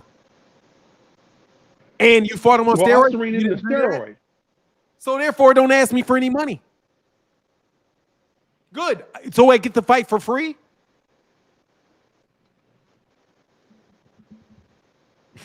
Crazy. Well, as I was saying, because Devin brought up all of because Devin brought up all of the weight issues. Does that open up Devin for lawsuits where his same day weigh-ins exceeded the WBC weight management policy of the 15%? Oh no, yeah, Ryan's gonna sue him for battery. Yeah, no, that's Regis Prograis is gonna sue him for battery. No. It's just for violation of the WBC weight policy because no, he needs to sue him for battery. You talking about Regis? Well, yes, I'm talking about Regis. Listen to me. No, according to Devin, that's battery. California. According to Devin, that's battery. According to the California State Athletic Commission, when the Regis fight happened, and we were talking about it, we looked it up. Devin's weight was listed at 165 pounds, and it was in red. I mean, and according to the WBC rules, he was over the allowable percentage of body weight to fight. Now, I don't know why the fight was allowed to go on. Well, because there's two things. Because you're kind of mixing two things up. Well, you're combining two things. There is number one, there's a California State Athletic Commission that has a rule that about 15%, if it's over 15% weight gain, you shouldn't have a fight, right? But that's the California State Athletic Commission that has that. Then there is a separate program, which is the WBC a weight management program. Their rule they also have those rules. And Devin violated 15% WBC rule. But some people will say he didn't violate the New York State Athletic Commission or the California rule because that hadn't been enacted yet. But the weight management one had. But they didn't enforce it. But according to Devin's logic, Regis Prograis can sue him for damages.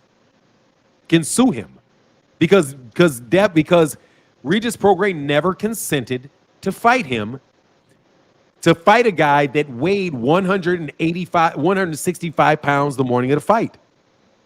So since that's against the WBC rules, just like that the Osterine is against the New York State Athletic Commission's rules, so since it's a violation of a rule, therefore he did not consent to that.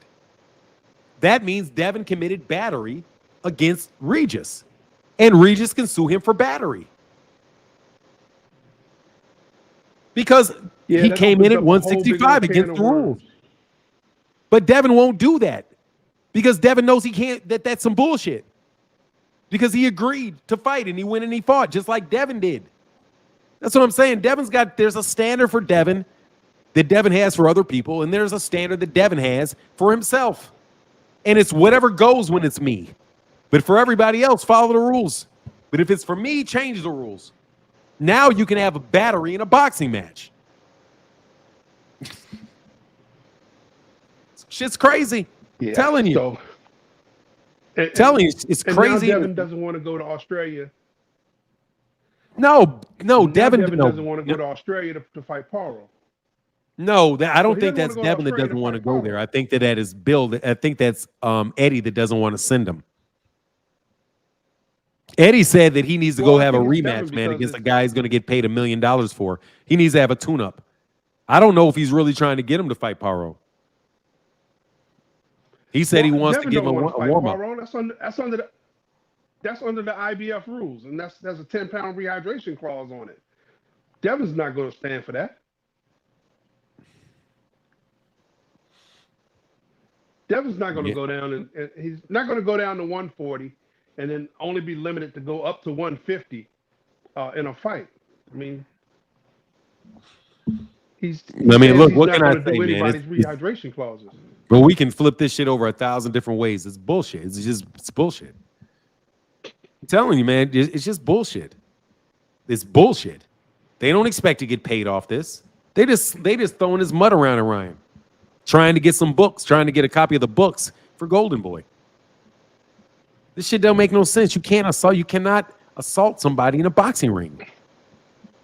Just because you have the wrong type of shoe on.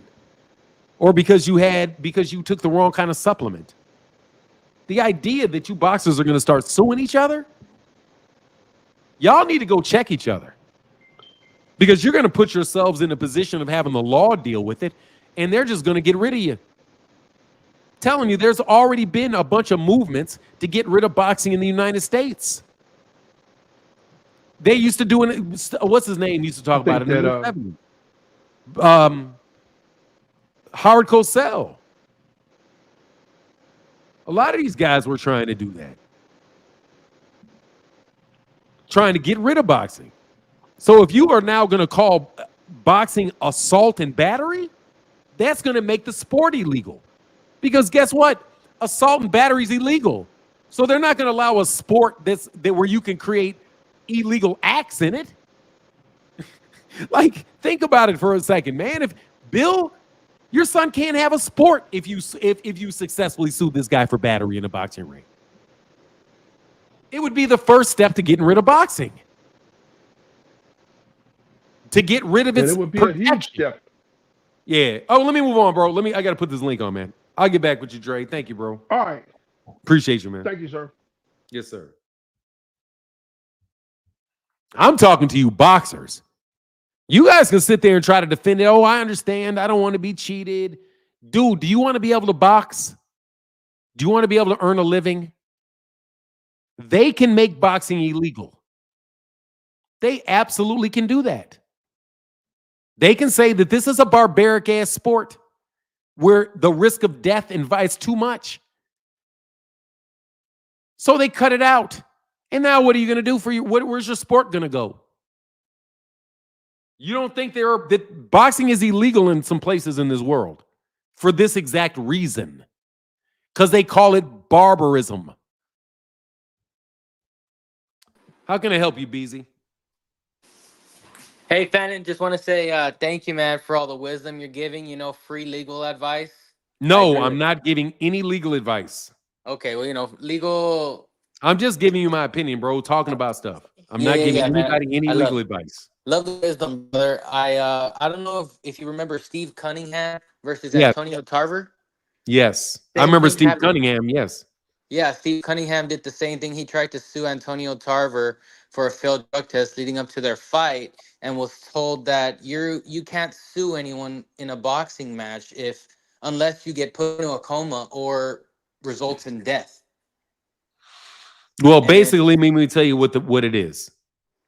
When you have damages, if me and you fight, right? right. And you punch me and I get a black eye, and I punch you and you get a black eye, right? We Right. both knew that could happen, right? Yes. We both knew it could happen. But when you say, okay, I was on steroids and I gave you a black eye, how do you know that I wouldn't have gave you a black eye without the steroids? Yeah, exactly. You don't. So you assume the risk. Exactly. Phenomenal Show said he tried to bring up Ruiz and Tony's suit yesterday. John Ruiz and James Tony's suit. Let me know what that is. Okay, yeah, okay. Thanks, man. I just wanted to bring that up, man. Keep doing the wonderful Anytime, job. BZ. Thank you, man. Appreciate you, man. Yes, sir. Yeah, see, for me, I'm not necessarily going to go to the cases. I'm just going to look at the theory behind it. That shit don't make no... Dude, I'm telling you boxers that go for that. Y'all think y'all are tripping. Devin shouldn't even go for that. Devin, you wanted somebody to sue you for battery if you miss weight? Think about it. He wants to sue this dude for breach of contract because Ryan missed weight, even though Ryan had to pay $600,000 or more to fight him. So he wants to say he didn't agree to fight him, even though he still wants the money he got paid.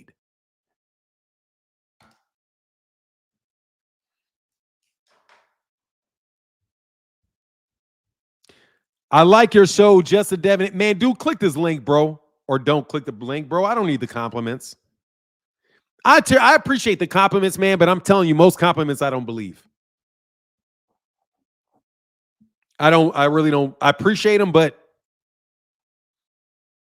you got something to say, man. Click the link. Somebody told me to put the link in there. All right, yes, I did. I did a 10 count for Dikembe Mutombo.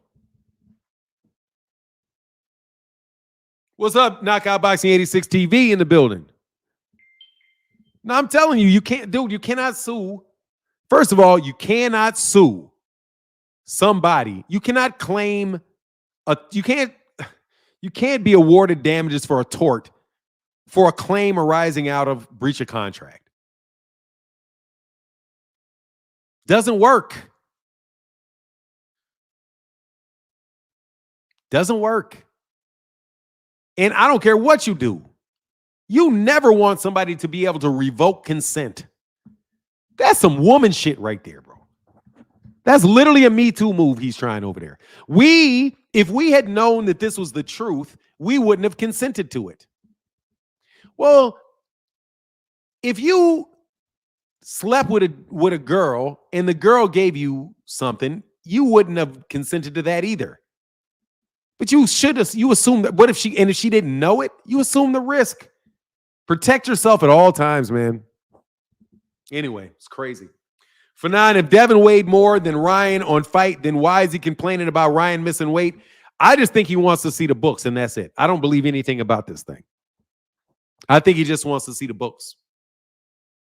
That's it. But anyway, man, I'm going to get out of here. Much love to everybody in the chat, everybody in the super chat.